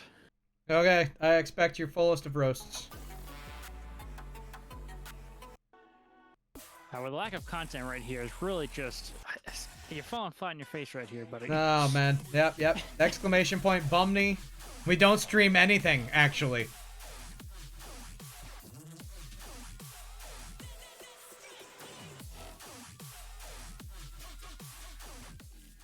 We are back for the Ghoulish group stage here at the Immortals Progressive Bundle Bash event number 2. Gotta give a shout out to Bulby for that little read there specifically. But we do have a little bit of a change up. Musical chairs happening here. It's spooky in the office, or I guess the desk at this point in time. We got Kendo and Herc who are going to be cast as next one. And we also have a cat, which is a black cat is perfect for this time of year, I guess you could say as well. But what is also perfect for us right now, or this time of the broadcast, is to look back at the groups and see how people. Well, I was having some sort of microphone issue. Yes. I What's the noticed. cat's name? We need to know.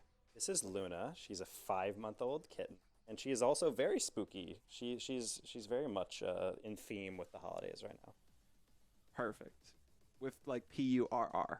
But anyway, per back to the assist. broadcast itself. That's enough of me making puns on this one. But we got to talk a little bit about the groups, how things are going. We just saw that one go all the way to 5 games, but there's been a couple of matches so far that have ended up at that point. Noli versus Buddy went all the way to 5 games, but Noli was the one who came out on top with that matchup. We also have some results from Jamie's Junkers, Group D, specifically Delta and Angel, or not Delta, excuse me, Spider and Lucian looking pretty good there. Lucian winning a game 5 there. So we've had 3 game 5s happening, 1 on broadcast, 2 off the stream so far. But while we talk about we are also gotta rapid talk about fire the next typing matchup. and trying to Appjack figure versus out what's going on with excuse me. a microphone And issue, I think. Asphira is on Appjack's roster, Gotcha. Taco. He's been known to curse everyone. Does he curse himself, though, because he just won an event recently? Let's qualify event real quick. He played with another SSL against some lopsided other rosters. But Fair. I think one thing that Jorby had pointed out, yes, he won that, but everyone's going to remember that he got clipped on by Sunless. So Yes. at the end of the day, that's the thing you got to carry on. The mental weight of that is on him with Appjack. But of course, you have a player who's come in second in 2 straight regionals in NA. So you're still in a stacked position. I think even if you curse other people, I think we've established, I think the rules of that supernatural phenomenon is that it only affects teams he roots for. As long as he doesn't believe in his own team, I think they're fine. Oh, man. Well, talking about these rosters, I mean, Appjack has Asphira and also Kareem, and Astro has Drip and Lucia. Astro was the 15th he's got or Asphira, 16th, he's gonna excuse me, in the draft order. So you got to get 2 back-to-back picks. You got Drip, you got Lucia. How do we feel like those 2 picks are going to go for him in this series, Kendo, especially since he's coming hot off of getting swept by Team Andy? Well, my hot topic going into this one, the big note, who is the star on this Astro squad? Who is going to be the one to take charge? Because I think of what Astro does on a crew, the way that Drip supplements for Oxner, for Stockton, then Lucia on UNT. Not a single one of these are the hard carries for their team. All of them can do it at certain times and points in the match. So it's not a slight by any stretch of the imagination. But if they don't have someone step up in the game, you end up seeing a result like you saw in round 1 against Andy. Well, we'll see exactly what the result is going to be for this matchup here. Appjack versus Astro. It's a best of 5. Let's get some quick predictions because we didn't do any in the last go-around. I know, Herky, you're talking about going 1 for 1 currently, but we got to actually get them all out on the desk so we can get involved in the Small action note I and guess in I the would chat. give is the result with Andy. Mhm. They might have mentioned it earlier, but I don't remember what it was. So if it just like tabbed on a little like disastrous or just some descriptive word to that result as to like how it went. But other than that, sounds great. It was displayed on the screen that they had gone 0-3. Oh yes, I just didn't see it or find it. Yeah, and that'll happen. But I do agree with you. Adding a adjective to describe the type of defeat would have actually done me some good. Your channel points there. We'll start with you, Herc, on this because we don't really have little tickers below us saying exactly what our votes are going to be. So you'll just have to believe us on this one. Yeah, you guys. Shoot, if I don't pick right, there's no evidence. Exactly. Exactly. No, I honestly I can't go against my friend Appjack. This one I'm going on the friend vibes here. He's just him, and I think he's gonna carry his team incredibly. I think he's the kind of player that you play with, and it definitely it's gonna be like the same before. Like you could definitely see where Calm had his players like arise to his level. I think Jack is gonna do the same thing for this roster, and people are gonna kind of rise to the occasion. So yeah, I'm going with Team Appjack. Two notes for Hercules. Okay. Taco, how you feel about this one? Chance to hand him off to her is the us in between. Yeah. Which we'll deal with. Yep, definitely. Like she is very much working on progressing herself. She comes in as someone who is a content creator and not necessarily a commentator, but at the same time has a lot of the basic chops that are needed to do so. So, like, she comes in with a very passionate thought process, gives legitimate arguments and perspective that you don't always get from, say, all of us who are seasoned commentators or analysts. She gives us the spectator's point of view. Almost the I don't want to say the chat's point of view because that's borderline offensive. But it gives you a layman's point of view. There we go. That's actually I think would be the best way of putting it. Oh yeah. And she's going to get better and better as time goes on. I know there's a great amount of interest in what Hercules can do on the desk for the future. Yeah, she's got great insights, a unique perspective, and good skill set. Yeah, of course, there's commentator specific parts to the skill set that you don't necessarily have as a content creator, but it seems like she's picking it up pretty quick and it's sounding good. My only other note was just that maybe her room could use some sound paneling, but that's an audio. She has literally gone through 4 or 5 different rooms just in the past 2 months because she's been moving back and forth between she spent like a half a month in Austin, spent another one up in I forget if it was, but on the West Coast, then ended up going out back to Austria, I think is the country in Europe, a little bit earlier to surprise Yukio. So it's like, and then before that she was in Austria for everything. So she's been moving around. She is an absolute vagabond at this point with the amount of setups that have had to been made for her on a short basis. So I give her credit. This was actually also a gig worked at 2-3 in the morning for her being in Europe. So fact that she's alive and awake, impressive. Oh yeah. Oh, Taco is muted, at least to me. Well, at least within those 2 different factors, I would say this series is an example of that. Sorry, my cat was meowing, and I didn't want to make sure she wasn't coming through the mic. But at the end of the day, I think there's 2 types of teams. Typically ones that try to pop off and try to have these highly aggressive plays, or you have a bit more passivity where maybe the ceiling is lower for those teams, but they're much more consistent. And I feel like when I look at these teams, Astro looks like a team that I know what I'm going to get out of them. I think I kind of know the play style that's going to come through, whereas Appjack I feel like has the pop-off potential. I'd like to go with consistency here. I think Astro might take this one just because I feel like I know what I expect out of them, whereas I don't know what Appjack's team is going to happen. Regardless, my opinion doesn't matter too much on this one. Kendo, Herc, it's all yours. Take us into the match. We dove into this one. I'm looking forward to this one. Herc, it's a joy to have you in the booth with me here now. I mean, this is our moment, right? Woo! I think this is our first time casting together as well. Yes. So it's going to be so much fun. I'm excited. Get to cast with you. I get to cast my friend Jack as well. And apparently Jack versus Astro. This is series number 2. If you just got here, you just missed one. A game 5 that ended in an overtime between Hawk. What's up? Oh. Hockey and I remember this. Series number 2. They forgot to mute Taco. Here, you just missed one. A game 5 that ended in an overtime between Hockey and Com, resulting in Com winning. And now we're gonna find out here who's taking series number 2. I don't know. I predicted Jack. I'm a vibe person, but I don't know. As for kind of got his okay, you know what? Never mind. Sorry. I'm not even, No, she was literally. I was petting her on desk, and she's going.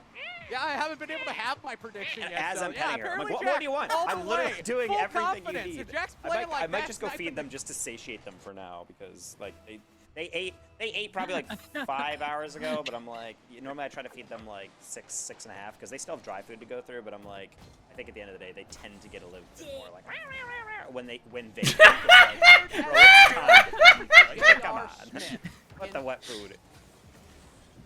Point shooter, Now this but is also content. known for the meme of going the exact opposite way in the NBA Finals. Oh, this happened over my J.R. Smith bit. Oh, I'm so angry. Oh, I'm so sorry. I was comparing Asfura to J.R. Smith. So, like, a brilliant three-point shooter, but also known for the meme of going the wrong way and trying to play out the clock when his team needed desperately to score the final bucket. Could have rebounded and gone for the quick in, you know? Score and put the ball back up. So you're going to have very dynamic play from Asfura. He is that guy. Whether or not it is that guy in a good way or a bad way depends on the day. Yeah, we're gonna have to see what goes here again. And like you guys talked about it before, Asfura just finished playing in a tournament over this past weekend. How nitpicky do you want me to be? I just want y'all to know that. Wait, what's up? How nitpicky do you want me to be? Roast the snot out of me, dude. That's what I do for a living. I can't wait to hear it. I would say when describing Asfura, you say he could be that guy in a good way or a bad way. Good and bad are very vague in general terms. You know, a help or a hindrance. Yeah. A boost or an anchor. You know, there are different ways to maybe describe him and like how he affects his team. I like it. I definitely could have been more dynamic. I think I was going for vague at that time, though, because usually when I put descriptors on somebody like that, I also want to make sure that I don't offend them in the process. Yeah. So you're not going to hear me go hog wild and be super dynamic. I was already pushing the edge by comparing Asfura to J.R. Smith. So you try to manage the good with the bad when you do that sort of analogy. And it's not something that you hear very often in commentary. So you want to make sure when you do it, it's well prepared, it's well thought out. You know what you're talking enough to bring a decent format of content for the bit. But also you don't want to hammer it home so badly that if it becomes a thing on Twitter, that person literally has problems with the things that you just said, you know? Yeah. You want them to look at it and be like, you called me an anchor? You literally just called me an anchor? Yep.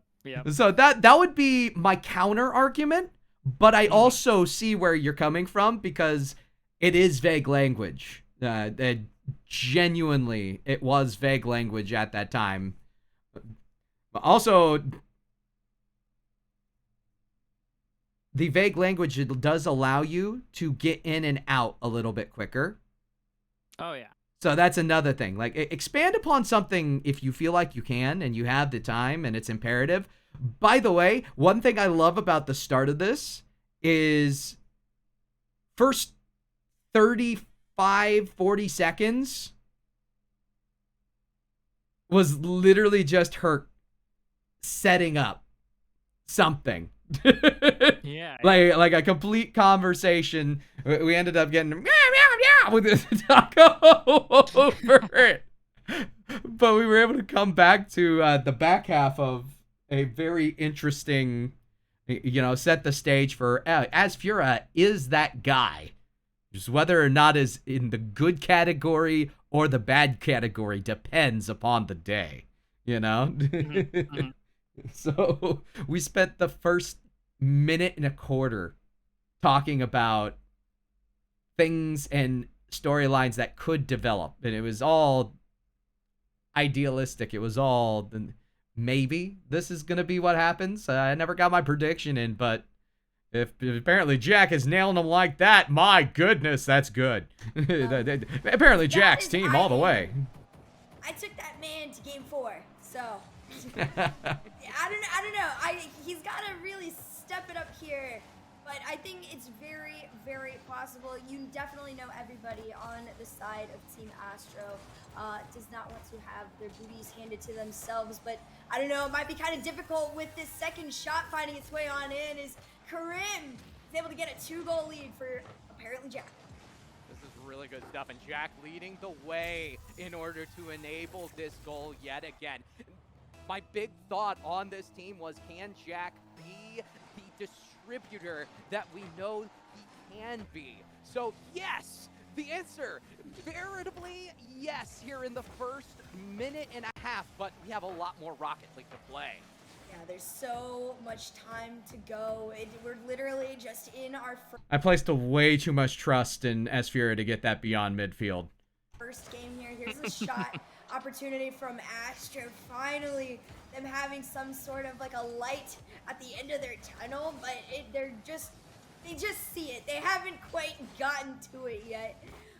Everybody from the side of apparently Jack though is just so patient and consistent. It was a very nice demo that you saw there from Asper onto Drip, just kind of stalling time there and just letting them, stay in control. Nice save there from Appjack. Asper going to take control here in the midfield. Nice. Looking for a second touch there. Can't quite get it, but they still remain in charge. The thing that's worrying me right now about Astro's squad is that everybody seems like they're rotating fairly well. It's just the pace that those rotations, especially off the ball, are taking place. It's troublesome because assertive play from Appjack twice now has led to the goal. They haven't shored up the deficiencies. Big demo on the front end as Lucia looking for blood. That could be something that changes the entire dichotomy of these rotations, and Trip's gonna take advantage. Yeah, and there it is. As soon as that first demo came out, I was like, it's gonna happen. They're gonna want to be more aggressive with it. They can I would tell say that the you're gonna transition from the more color to the play-by-play was quite quick and like sharp, and it caught me a little off guard, but overall it flowed well. to move people out. Yeah, that's what I mean by whenever I tell folks you have to be able to be flexible. Because you still want to be able to, like, when you're flexible in your language, you're able to make that quick transition, shift the gear, pull the air brake, drift the corner if you have to. Mm-hmm. That was essentially the casting version of pull the air brake, drift the corner, or the e-brake, drift the corner, and get the throw in a timely manner. Yeah. So I was able to make a point, and the point actually came to fruition in the goal. So it's like, transition it right into that. There we see it. It could be as simple as a there we see it transition. But little verbose, I guess. Of the way disrupt their rotations a bit. It looked like apparently Jack and his team were getting just a little bit too comfortable on the field, and Team Astro just really wanted to shake things up, but for how long is that going to last? Apparently Jack, his roster, the 1-goal lead, demo opens up an opportunity, and an easy slot for Appjack gives them the 2-goal lead once again. As Vera comes in, anything you can do, I can do better. Was the victim on the previous goal, the offender here on this one. Appjack able and apt to put it in. Right now, this team looks very good in my opinion. It's going to take more adjustment from Astro's squad to really change things around, at least in game number 1. Oh, does Lucia have it? Drip! And that is going to be a little bit of a deflect in by Kareem, but this is really good stuff. They are continuing to keep the pressure on despite the deficiencies. You'll notice that I had a rough attempt at a transition. Mm-hmm. I picked it back up, and I just held it until a break. So yeah. I reset her on the kickoff. Oh, that was such a clean 3-man play there. It looked so good, communication high, and definitely a switch up for what you need to do. If the solo plays aren't working or 2-man passing play isn't working, just confuse the heck out of everybody and all 3 players touch the ball once. Do whatever you have got to do. Also, huge props to Lucia and that F-150. You guys know me, massive Ford fan. Love to see it. But anyway, back to the game. 3-2, Appjack's team still leading by 1. We've got a minute and about 12 seconds left in this game number 1. They're holding on to a 1-goal lead. And I kind of want to go back to what I was talking about before, where it was almost like, I'm a firm believer that a team is really only as good as their best player. But here we are. Astro wants to amp it up. He wants his team to step up with him as well, and he ties the game up. we were complimenting so often how well Abjack was touching the ball, making sure to stay behind some of those possessions. We see the polar opposite on that goal, and it's a weak touch off the sidewall that turns into the goal. They've tied things up. Have Astro's team. I'm veritably impressed. Does Astro have another one? Yes, he does!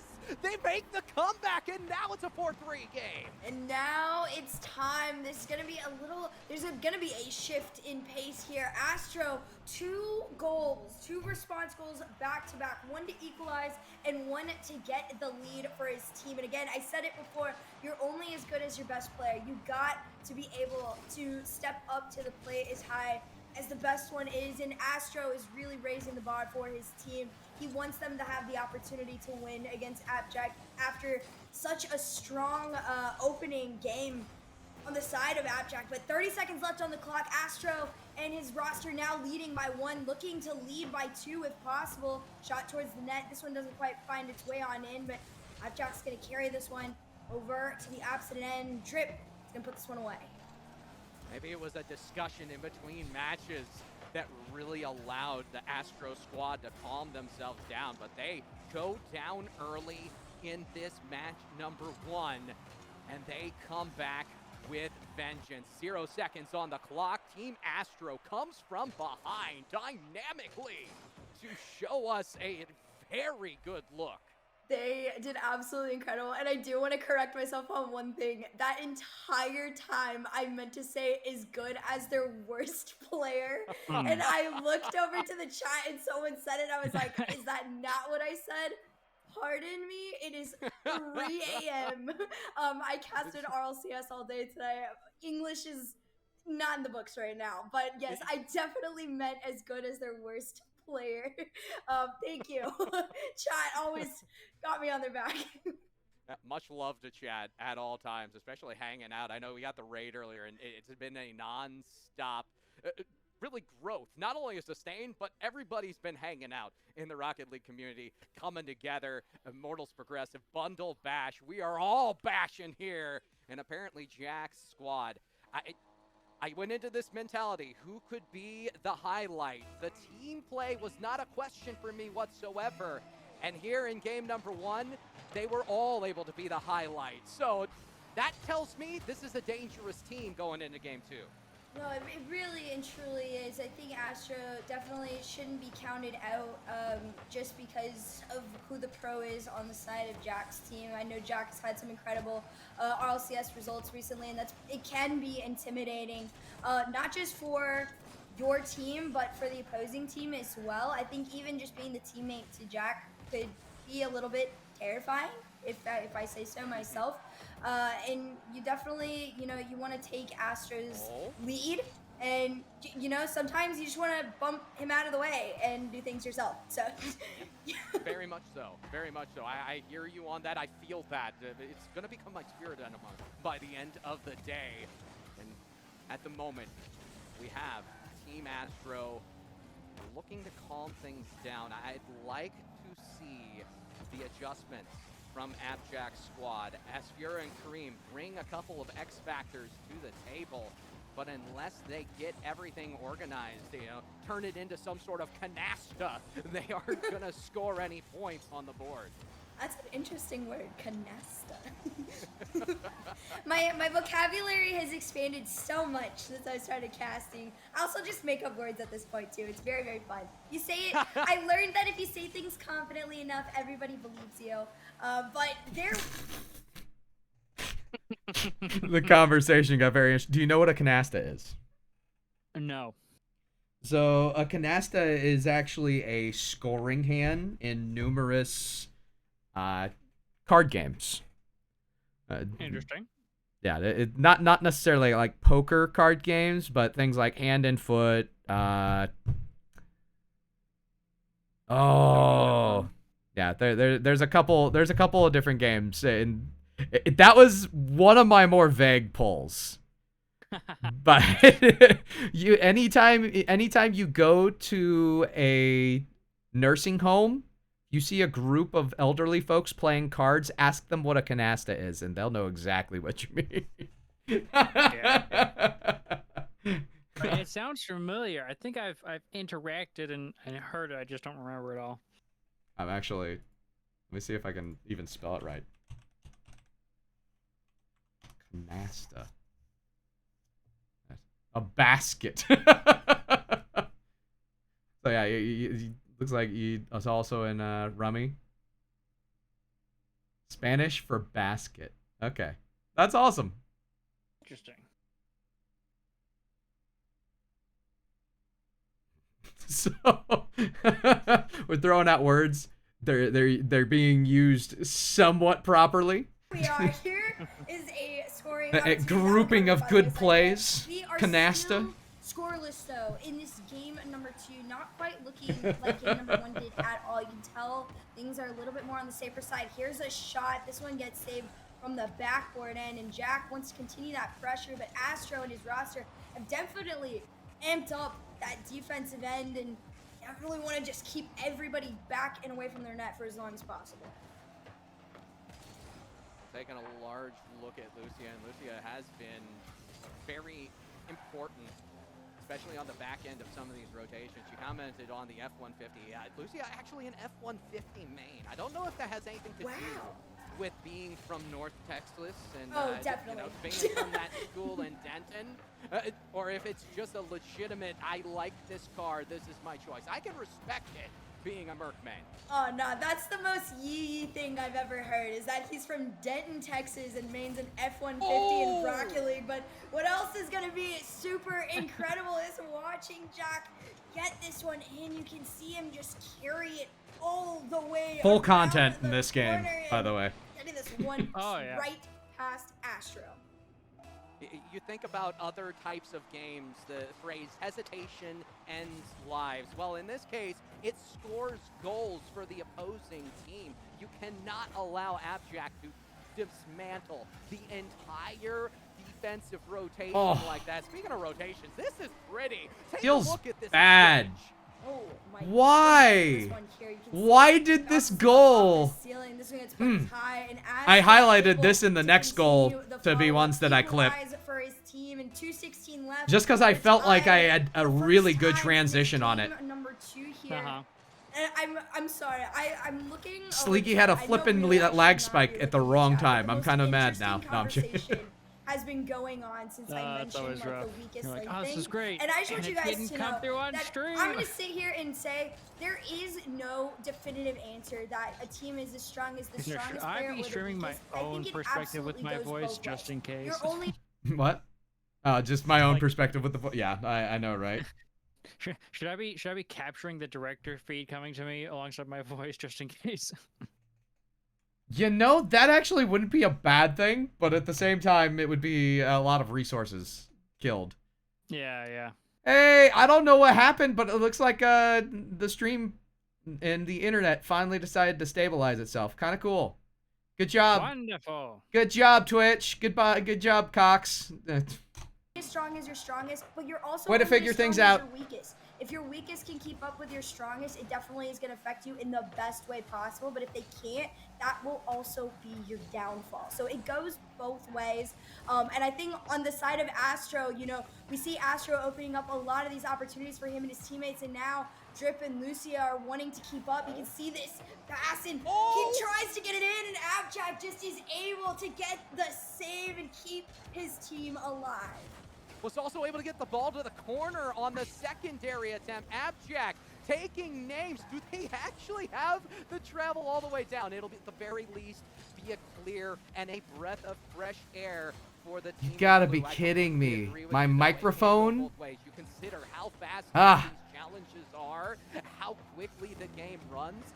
Anyone can be an X factor at He was any time. losing frames on my audio as We well. all love this game The called heck? Rocket League. Does Abjack have it? Yeah, he might. Here it is. He scores, and they take the lead. That was the Oh. nastiest tiny little angle to still find its way in. You can see him just air dribble this one all the way down the corner and manages to get the second touch to bounce up the back end. And apparently Jack and his roster take the 1-goal lead with 50 its way. Called Rock R.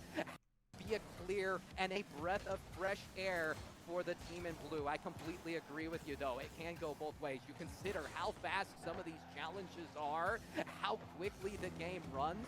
Anyone can be an X factor at any time. It's one of the reasons that I love, and I think we all love, this game called Rocket League. Does Appjack have it? Yeah, he might! Here it is! He scores, and they take the lead! That was the nastiest tiny little angle to still find its way in. You What can am I see him just hearing? air dribble this one all the way down the corner. I'm- and manages to get the I'm actually second not touch to sure. bounce up back in. And apparently Jack and his roster take the 1-goal lead with 50 seconds left on the I think clock it was here. trying to do an ad and the ad wouldn't pop up. Astro and his Interesting. roster managed Yes, he's one. Can be the team in blue. I completely agree with you, though. It can go both ways. You consider how fast some of these challenges are, how quickly the game runs.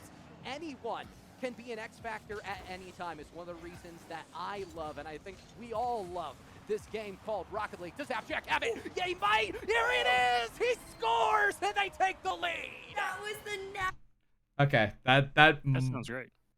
yeah, I had highlighted that one, and I'm like, that might be real material, depending upon how it captured. And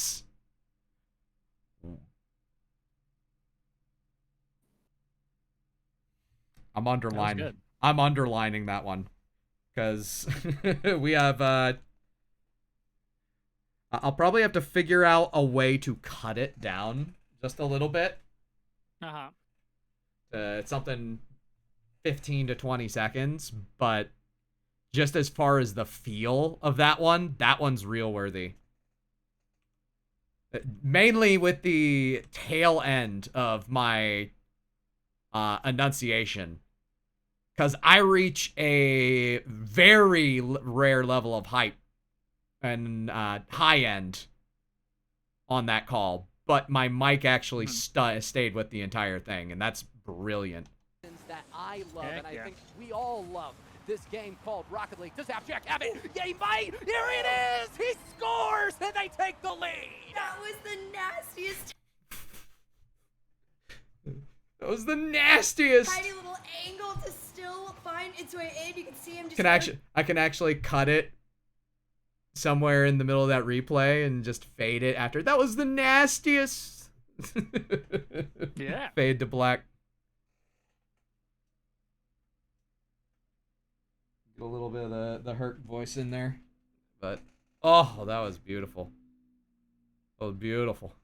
dribble this one all the way down the corner and manages to get the second touch to bounce off the back end. And apparently Jack Just a little- and his roster take the 1-goal Woo! Sounds like Michael Jackson doing his own background singing, or some of the old church ladies who using the hymnal to fan themselves. Woo! Oh, lead with 50 what song seconds is that? left Hold on on. the clock here. Astro and his da da da da da da da. Come on, guys, say. Da, da, da, da, da. What song is that? Oh, that's gonna bug me.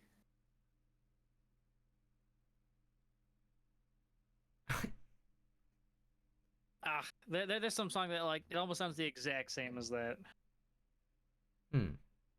More recent one. Interesting. Very interesting.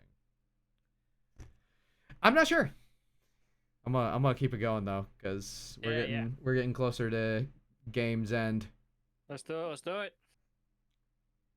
roster need to respond and equalize as soon as possible because against a team like Appjack, their defense is strong, so you're not going to have too many opportunities here.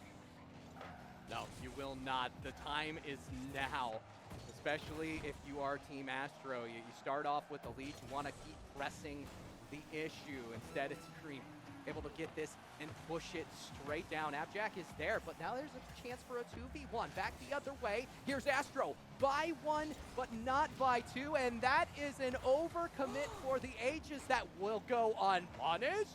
What? Monka? This one's gonna go up in the air, bounce down. 10 seconds left on the clock. Jack wants to waste time here. What? Wait, Now- what's Monka?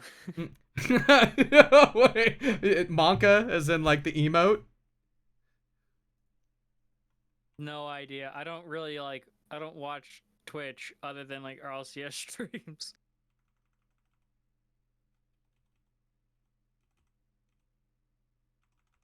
What is So Monka, this is a Monka with a ping. what?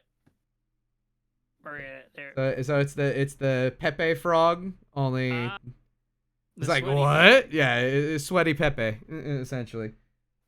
And Gotcha. the thing I appreciate the most out of that call by Herc was the fact I threw on a very unusual tone.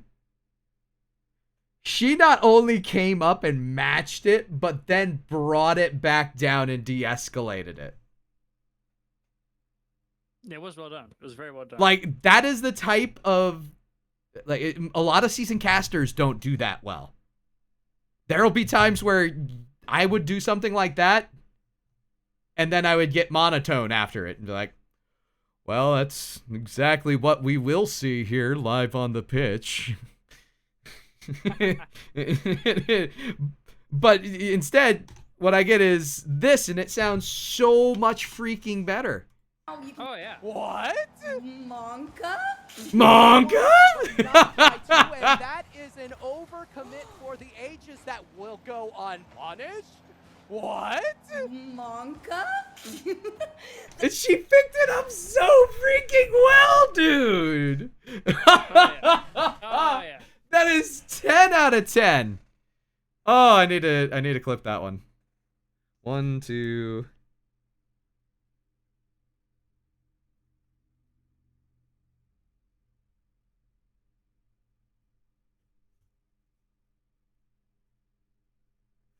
I'm writing that down. I'm writing that down literally in the notepad. This one's gonna go up in the air, bounce down. 10 seconds left on the clock. Jack wants to waste time here. And now you can see Abjack and his team take control. 4 seconds left. A little bit of chance. Here's an opportunity if this one can stay up. It does for the time being. Nice flick. Allows for some time, but you can see Astro just wants to drop this onto the ground here. Someone's actually gonna look for another goal. Astro keeps it up once again. That might have been a dangerous option. Here comes Astro. Pass overshot, but of course, it's gonna get put down on the side of apparently Jack. Apparently Jack and his team take game number 2 in 2-1 fashion. She carried that so well at the end, too. Oh yeah. My goodness. She's doing a great So- job. So a lot of the times when I am, actually I'm gonna dog tag this one, because yes. Let's see here.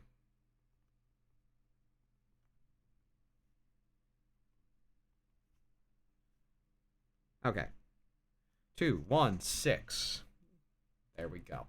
A lot of the times when I do my critiques, I focus more and more on the linguistics, the small vernacular changes that you can make in order to free yourself up.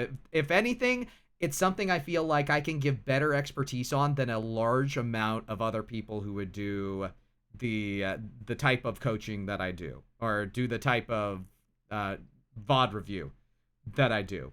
Because for me personally, I have struggled my entire career, whether it be against my own speech impediments, whether it be against my own timing, whether it be against my own patterns of content. At one time being a meme caster, you know, trying to overcome all of that. If there is one thing that I feel I do better than almost anybody else, it is utilizing linguistics and drawing the most out of the word selection that I bring to any given cast. Yeah. So, like, I'll be hyper overcritical about, there's one too many here's, there's one too many nows, there's one too many this is our moments. Yeah, try to free yourself up in this specific transition by not using dead language.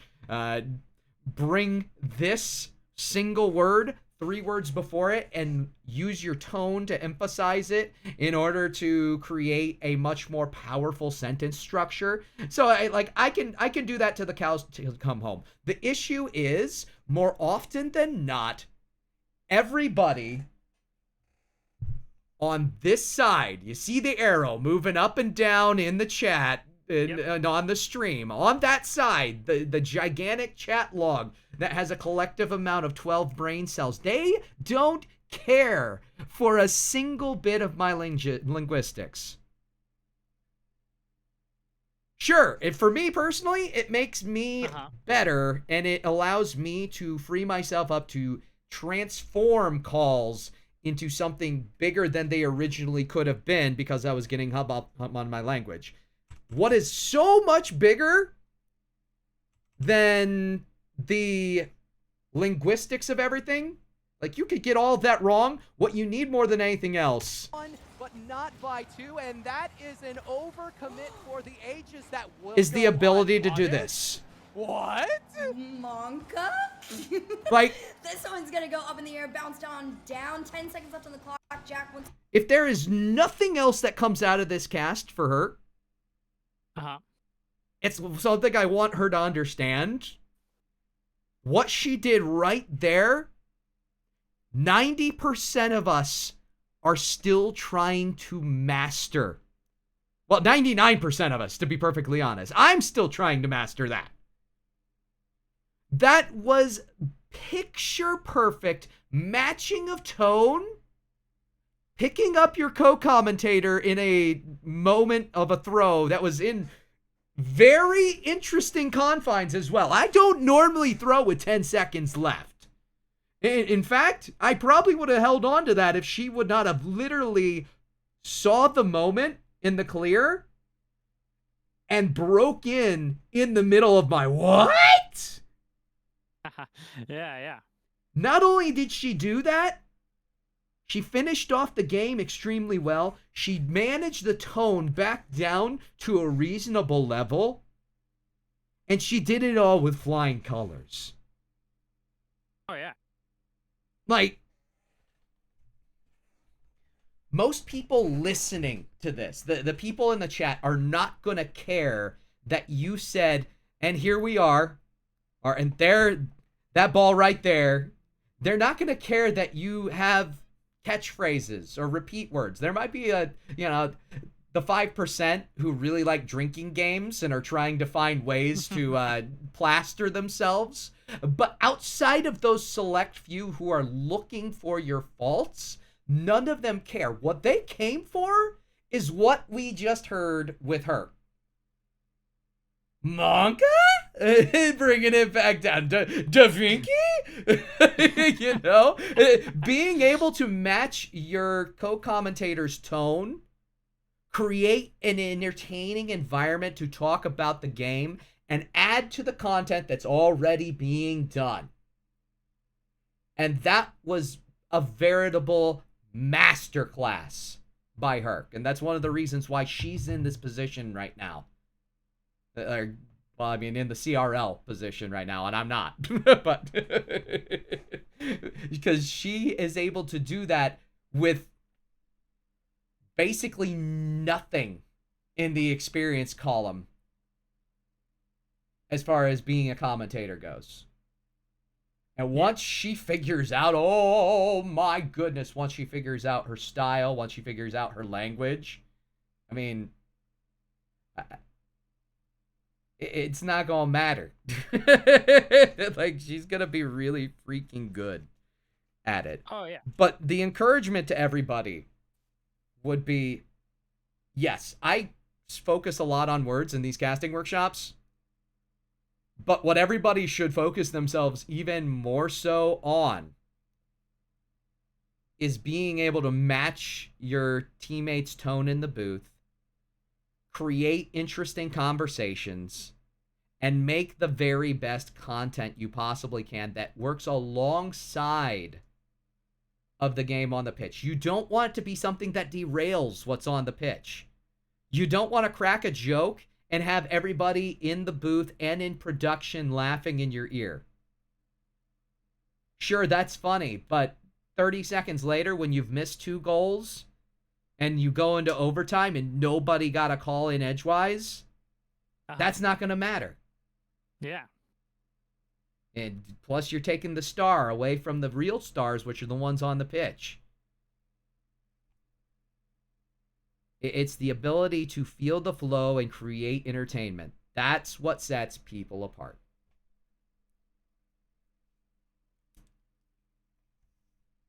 Yeah.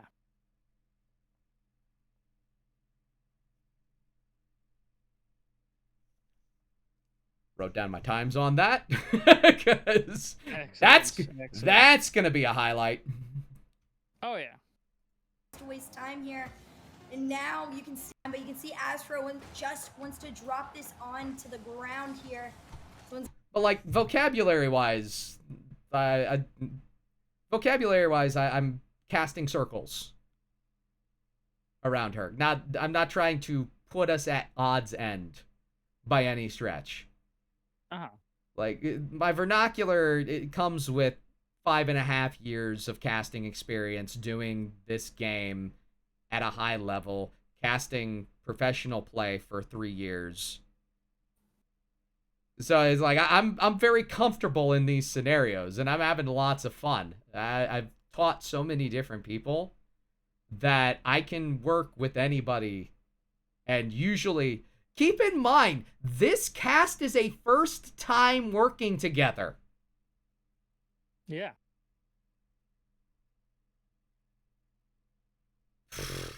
Great first time. At the same time, it's her assertiveness that made this sound this good, in my opinion. Like, if she's being shy about it, if there is any hesitation whatsoever, we don't get the call we just heard. Manga? Bring it back down right after and finish off the rest of the regulation time. Like, yeah. There are people who have been doing this for 3 to 4 years right now who could not have done what she just did. Or I don't think would have done what she just did in that scenario. And it was peak content. So good. Actually gonna look for another goal on the side of apparently Jack. Apparently Jack and his team take game number 2 in 2-1 fashion. You gotta take a deep breath there. I don't know if people heard it, but I actually, in the middle of it, I just went. Exactly. Like I there is no issue with taking a gigantic breath after a game like that, especially when you have that kind of performance. I'm looking at the score lines though. At Jack, I don't want to say there's a heavy backpack, but Fura, brother, you need to do a little bit better down there at the bottom of that score table and help the team out. Yes, you won that game, but we need more. Yeah, you definitely do. I would definitely argue that was a fast turner. Was that even a minute? Loss, yeah, they went straight into the next one. More equal in terms of what people were doing on the side. I think that one specific was like 20 You seconds. can definitely tell. Apparently, Jack was opening up a ton of opportunities. We all ready up, and it readies up as soon as it's ready. Yeah, definitely Astro. You gotta do something. He did some great things before, but here comes Karim. He's gonna do it himself. He goes, you know what? It's okay. Everybody take a step back. I'll be the first one to start stepping up. Give and go's the name of the game on this, and you know what? I called on Asfura. Asfura delivers. I swear, the guy has to have a headset inside of his headset just to like listen to motive. You said I call an Asfura. Would have been great if you followed up with, and he picked up the phone or something like that. Yes. Like you were setting up a metaphor, but then I didn't get the follow through. Yeah. But. No, I hear you. Motivational things while everything is going down, because that was on point. Well played between Krim and Asfura. They take first blood in game number 3. And Abjack doing Abjack things here in the first 30 seconds. It is definitely going to be up to Astro's squad to accrue their losses. Never mind. New words, they're real, I promise. You look them up. That was the worst pun of the night, by the way. I mean, I got it. I enjoyed it. Anyway, here comes Astro in the midfield. Nice pass over. Krim's gonna very powerfully send this one away. Jack, nice second touch there to continue this out of their half, but Drip, beautiful clear. Tries to drop down here, shot towards the net, but of course, Asphira is going to be stepping up a lot more in this game number 3 as he gets a nice save and keeps his team alive. I like the look of that, but Drip is not able to capitalize upon it. All 3 members of Team Astro are able to keep this ball in, and it's going to take not only collective effort, but I need retention of pressure, Herc. If there is little more than a one-and-done chance, Team Astro is doing themselves a disservice. Give us an extra bump on the front end of one of these rotations, but make sure you keep somebody back because Jack is coming, and at the very least, Astro is able to keep this one out. Oh my goodness. You can tell apparently Jack and his team are so hungry. There was a scoring opportunity. That one not quite able to find its way on in, but Asphira wants to continue the pressure, wins the challenge here. Jack setting himself up, but that backboard defense is looking a lot stronger than it did before. Here's a good clear in that midfield, but again, everybody from the side of apparently Jack just continues to intercept in that midfield line and range. They just want to stop it and send it on back and continue the pressure relentlessly. Demo opens up an opportunity. Here's a shot and it finds its way on in. Jack taking full-blown advantage of a scoring opportunity to bring his team to 2-0. Asbura, that's 2 for me, he says. Not only gets the first bump initially, but then gets the demo on the net. And that is a wide open, a gaping net for Abjack to put it in. You know that is a 99% efficacy shot if Abjack has that much room to work with. Yeah, definitely the demo was massive in terms of just broadening how much space Efficacy is a he cool was given word. there, and I forget what makes it it a little bit means. easier to decide where you're took going away to a little place bit from the your call shots. itself. But here comes Ash. There are okay, actually, you are precisely on. There are times where nice. Okay, much love, Jar. Way to go, 7-0 in Ace, dude. Let's go. Much love. I don't always respond in the chat, but if I see a caster during a casting workshop and they got something to brag on, I gotta acknowledge. But Heck yeah. I agree with you completely because there are times where vocabulary can be too much and it can take away. Like, all good things in moderation is very true in commentary. You can be, and maybe this is actually a thing I need to examine myself on. Maybe I suck at Rocket League commentary because I try too hard to mix up my vernacular. And people are like, what does that mean? maybe I confuse people. Efficacy, though, is just straight up the percentage with which you convert on something. So, say, for instance, you have a 50-50 shot. Efficacy is another word for the amount of times that something goes a certain way. So, Gotcha. Shot percentage in basketball. Yeah. It's efficacy. Gotcha. So 100%. I actually agree with you there. Maybe I need to rethink my life. What am I doing? Up next, nice touch here. Can he get a second one? Passes over to Abjack. Abjack looks for a third one. That one goes away though as Lucia gets the goal line save. Apparently Jack though and his team continue this pressure. Here comes Aspira, a shot towards the net. This one's a bit too wide, but again, pressure is relentless. It does not end. They have to do something about that pressure because they have been hemmed in their own zone for an extended period of time. This time around, it cannot be just a quick out. It needs to be sustained. Towards a 50-50 somewhere along the way in order to keep it on. Lucia does just that. Chance for a 2v1. Just needs to get by Asfura, and Asfura again. Brilliant touch at Astro. We'll be able to keep this on. What? Where was everybody? You know, okay, I need to go back and redact for a second, because Asfira, it wasn't as brilliant a touch as you'd like. it to be. It ends up trapping in the corner, and that is what makes that happen.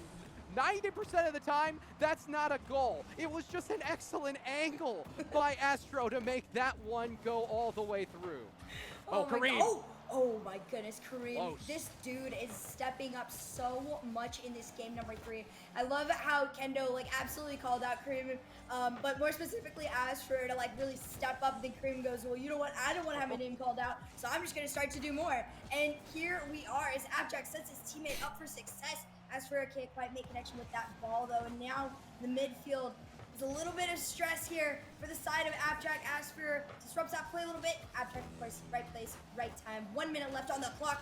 Can't quite get the dunk as far as Astro is concerned, and apparently Jack's team stays alive with this 1-goal lead.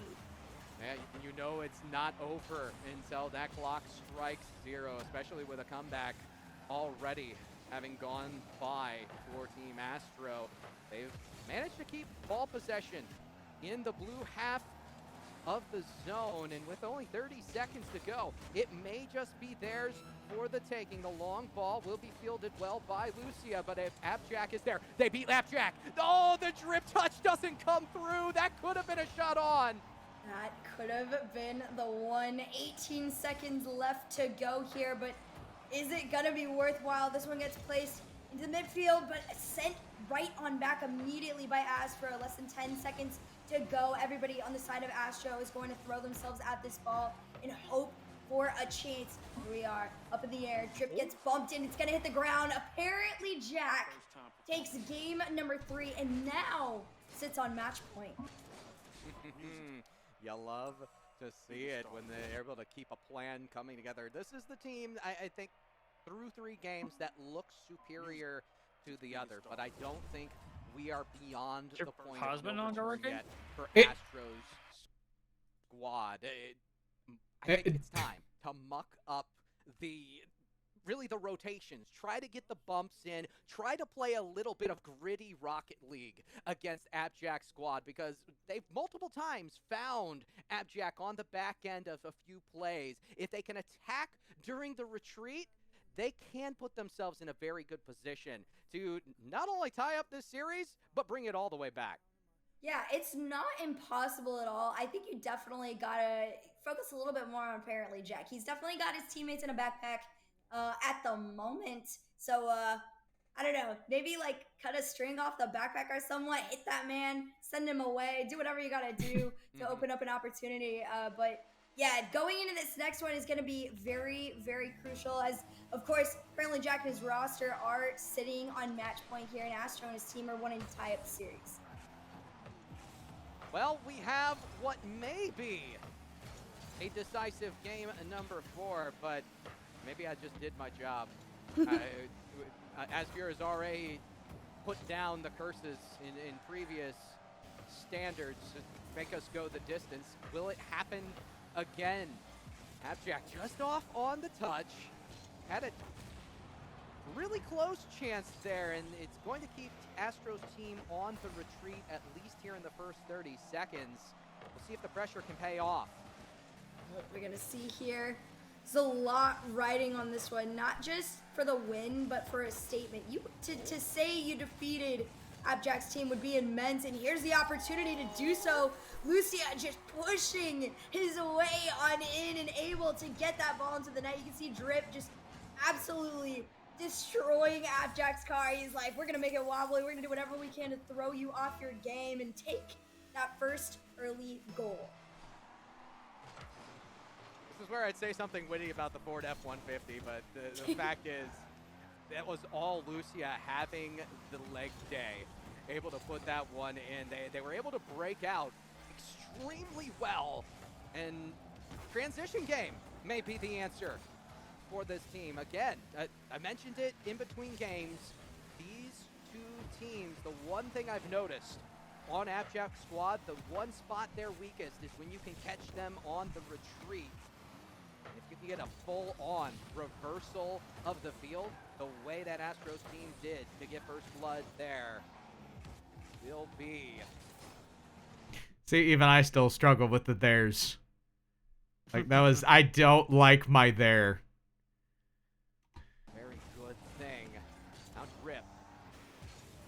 initial push in will not go his way as Fura muffs the touch. That could have been a brilliant give and go. Instead, it's cleared back the other way. Oh, so unfortunate there. Approaching our first 2 minutes of gameplay, and Astro. You throw in. I'm not gonna blame anybody else, but it's commentary like this one where you end up getting someone who does it. It becomes a contagious sort of thing, so you start doing it yourself. Especially when you're striving for cohesion in a cast. Like you're trying to build a rapport with somebody that you may or may not have casted with before, and give a general sense of we are a casting unit working together. Yeah. Oh, mercy. I don't feel good about it, dang it. Oh, let's see here. I forget. Is this a 4-gamer? Yeah, it is. Has been able to hold on to this 1-goal lead, My immersion! which is massive for them, not just in terms of the game, but like in terms of confidence. It's got to be huge to be able to hold on to that for so long. Here we are. You can see everybody from the side of Astro wants to By the way, there's your drinking game. get a second goal just to ease up the pressure. Nice demo. Here we are. Asphira, disrupt what's going on there. Every time you hear "here we are," take a sip of prune juice. That would be Christian drinking games. Cap. Midfield line. This one's gonna drop down. Not- and look not at the angles. cranberry juice? Lucia can't. Or grape juice. No, prune juice. Prune juice. There has to be some sort of recompense on your body. You drink prune juice. Never mind. Quite find it. Again, pressure from Team Astro has not quite let up. No, it hasn't, and we need. Oh, I'm gonna have to scrub the last 10 minutes of the casting workshop from the record. That didn't happen, Rolling folks. some of these outs. Oh, and ask it I shall receive again. That was a cut in 3/4, and Jack might be able to follow it up. Kareem, the shot towards the net. It's a little bit contested, and a routine save by Astro, but control up, paying dividends and chances. And we're gonna have to see here. Nice pinch, self pass. This one gets denied by Drip, though. With the cut in 3/4, sounds kind of cool. Doesn't fully make sense. I'm more used to hearing. No, that's a cut, and so that's something and a half. Yeah. Which I don't know if you were trying to necessarily avoid falling into that, but in doing so, it just kind of pulled me out a little bit. I always am looking for something different to say than the basic. Like I try to avoid low-hanging fruit, and cut in half is too easy. So that's kind of my mentality on that, but I do respect the opinion. I agree with you. Cut in 3/4 is very off-putting because as a listener, you're just like, what's a cut in 3/4? I totally understand not wanting to like fall into like a cookie cutter, use the same catchphrases that everybody knows, everybody else uses, and like that. And I also want to do that. I don't want to, just be like, oh, well, his commentary could be said by anybody else. Like, you don't want it to be unique commentary, but you don't want it to be so unique or so new that people are left questioning what you just said rather than paying attention to the game. I'm gonna throw a monkey wrench into it and use cut in 5/8 and then have you then have you go through a VOD with me again. Oh, that was a cut in 5/8 right there. That was a cut in a baker's dozen. That was a cut. That was a baker's dozen minus a cruller.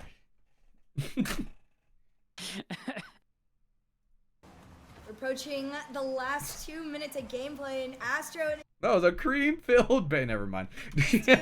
managed to still hold on to this lead. Nobody from the side of apparently Jack has really had a genuine scoring opportunity in about a minute or so. It's really just been Astro, stopping them in that midfield line and sending them right back home. Here's a shot, and the follow-up is nowhere to be found, and here we are. That one could find its way on in if they're not careful. Astro with the shot, and that one also, once again, denied. This one's gonna line itself up though. Here's a scoring opportunity, and again, doesn't quite find its way on in. Appjack, 1v1. We opt for the pass over to Asfura as a pinch off the ceiling gets sent away by Lucia. Appjack's squad as a team is statistically, game in and game out shooting Astro's team almost double. Even in this game, 10 shots to 6 with 1:09 left to go is quite the impressive feat. The problem is, it is way too basic. It is way too predictable and readable. I need to see some sort of pass instead of a carry straight on net. Set something up in the midfield. Maybe misdirect yourself and take it off the backboard. Anything to change up their fortunes. Does Jack have it? No, it's just barely missed. Oh my goodness, it's gonna get intense as these I like next the 38 way you seconds. took it. Mm-hmm. Into like it's too basic and it needs to be more creative. Personally, at least when I was watching RLCS, that's something that I've heard casters say a good bit.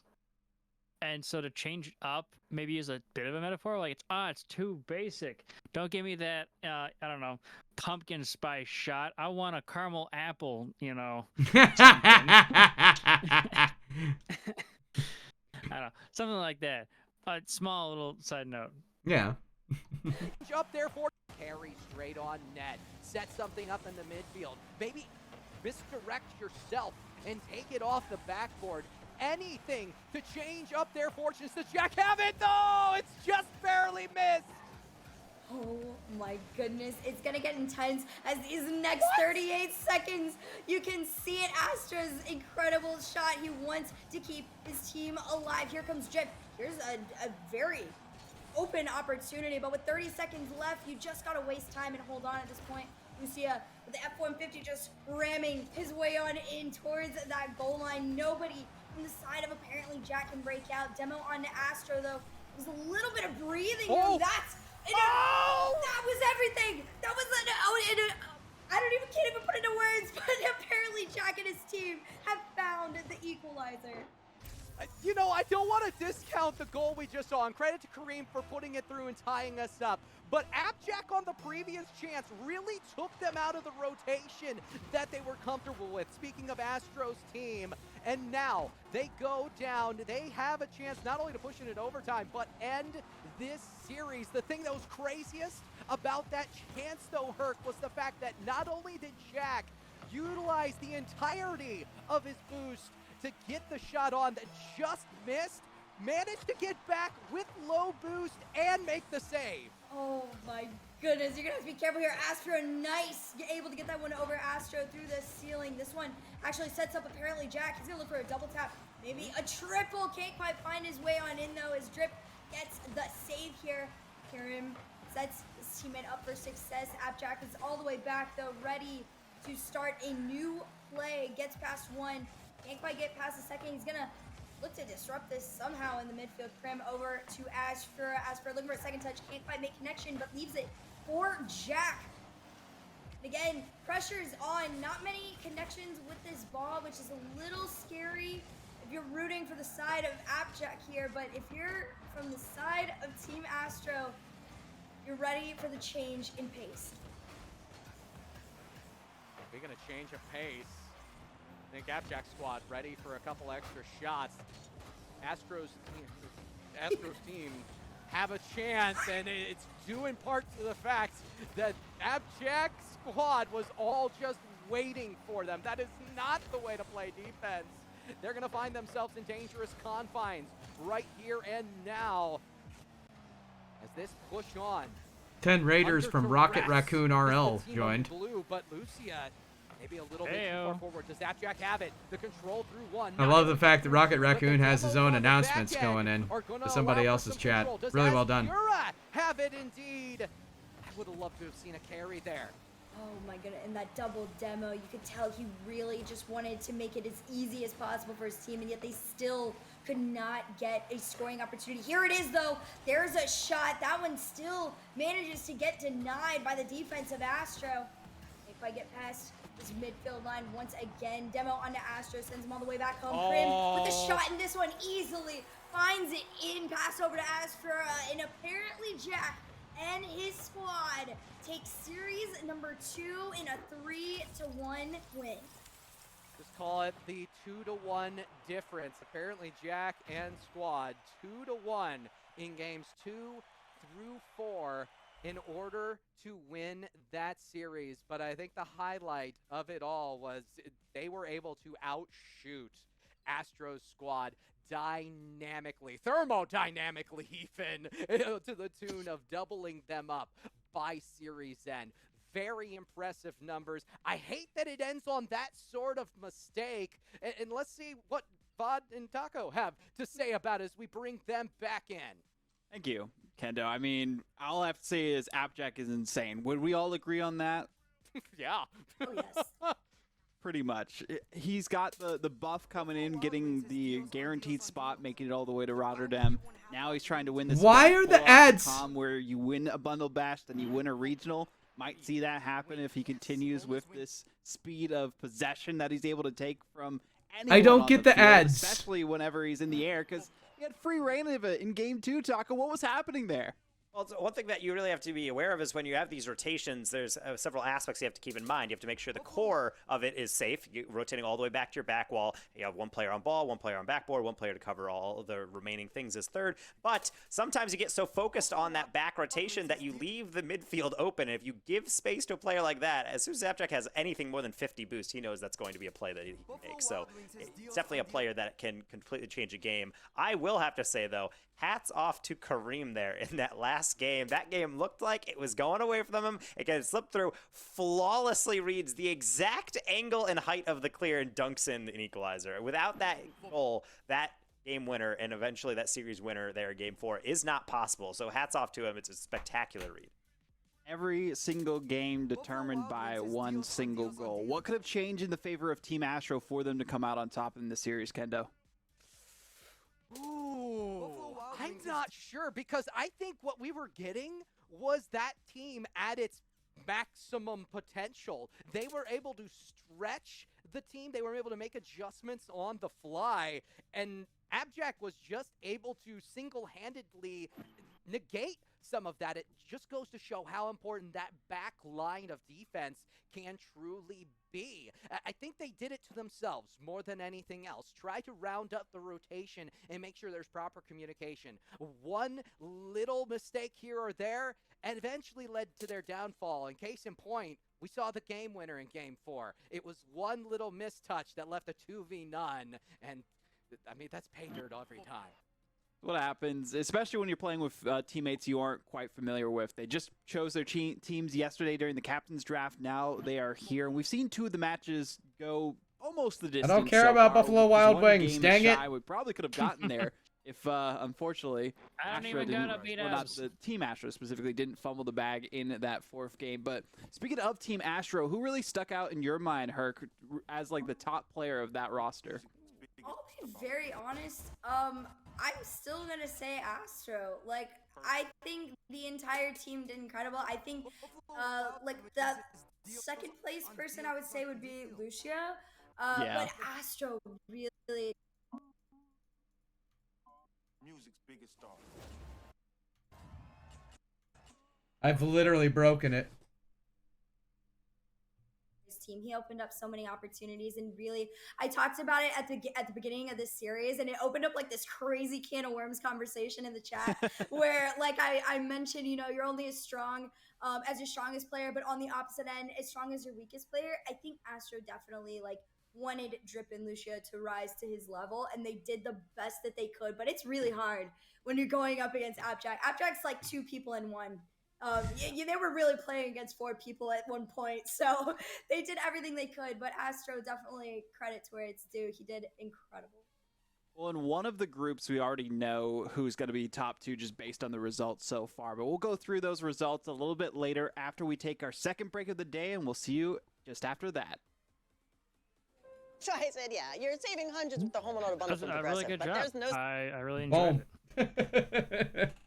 Yeah,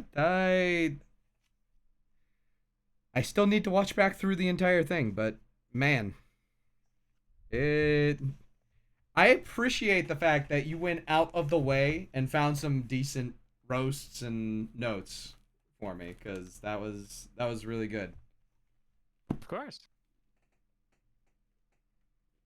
I appreciate the perspective of other people as well. Next week is going to be interesting.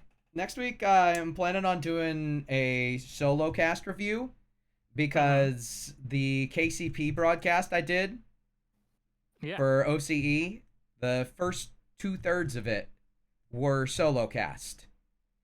And Really? I feel as though I'm fairly good at bringing a decent solo cast to the forefront. So I kind of want to see if I can use that video as essentially a benchmark to go through and teach people a few solo cast pointers. Yeah. So were there like just technical issues, or like is KCP looking for like a co-caster for you? I mean,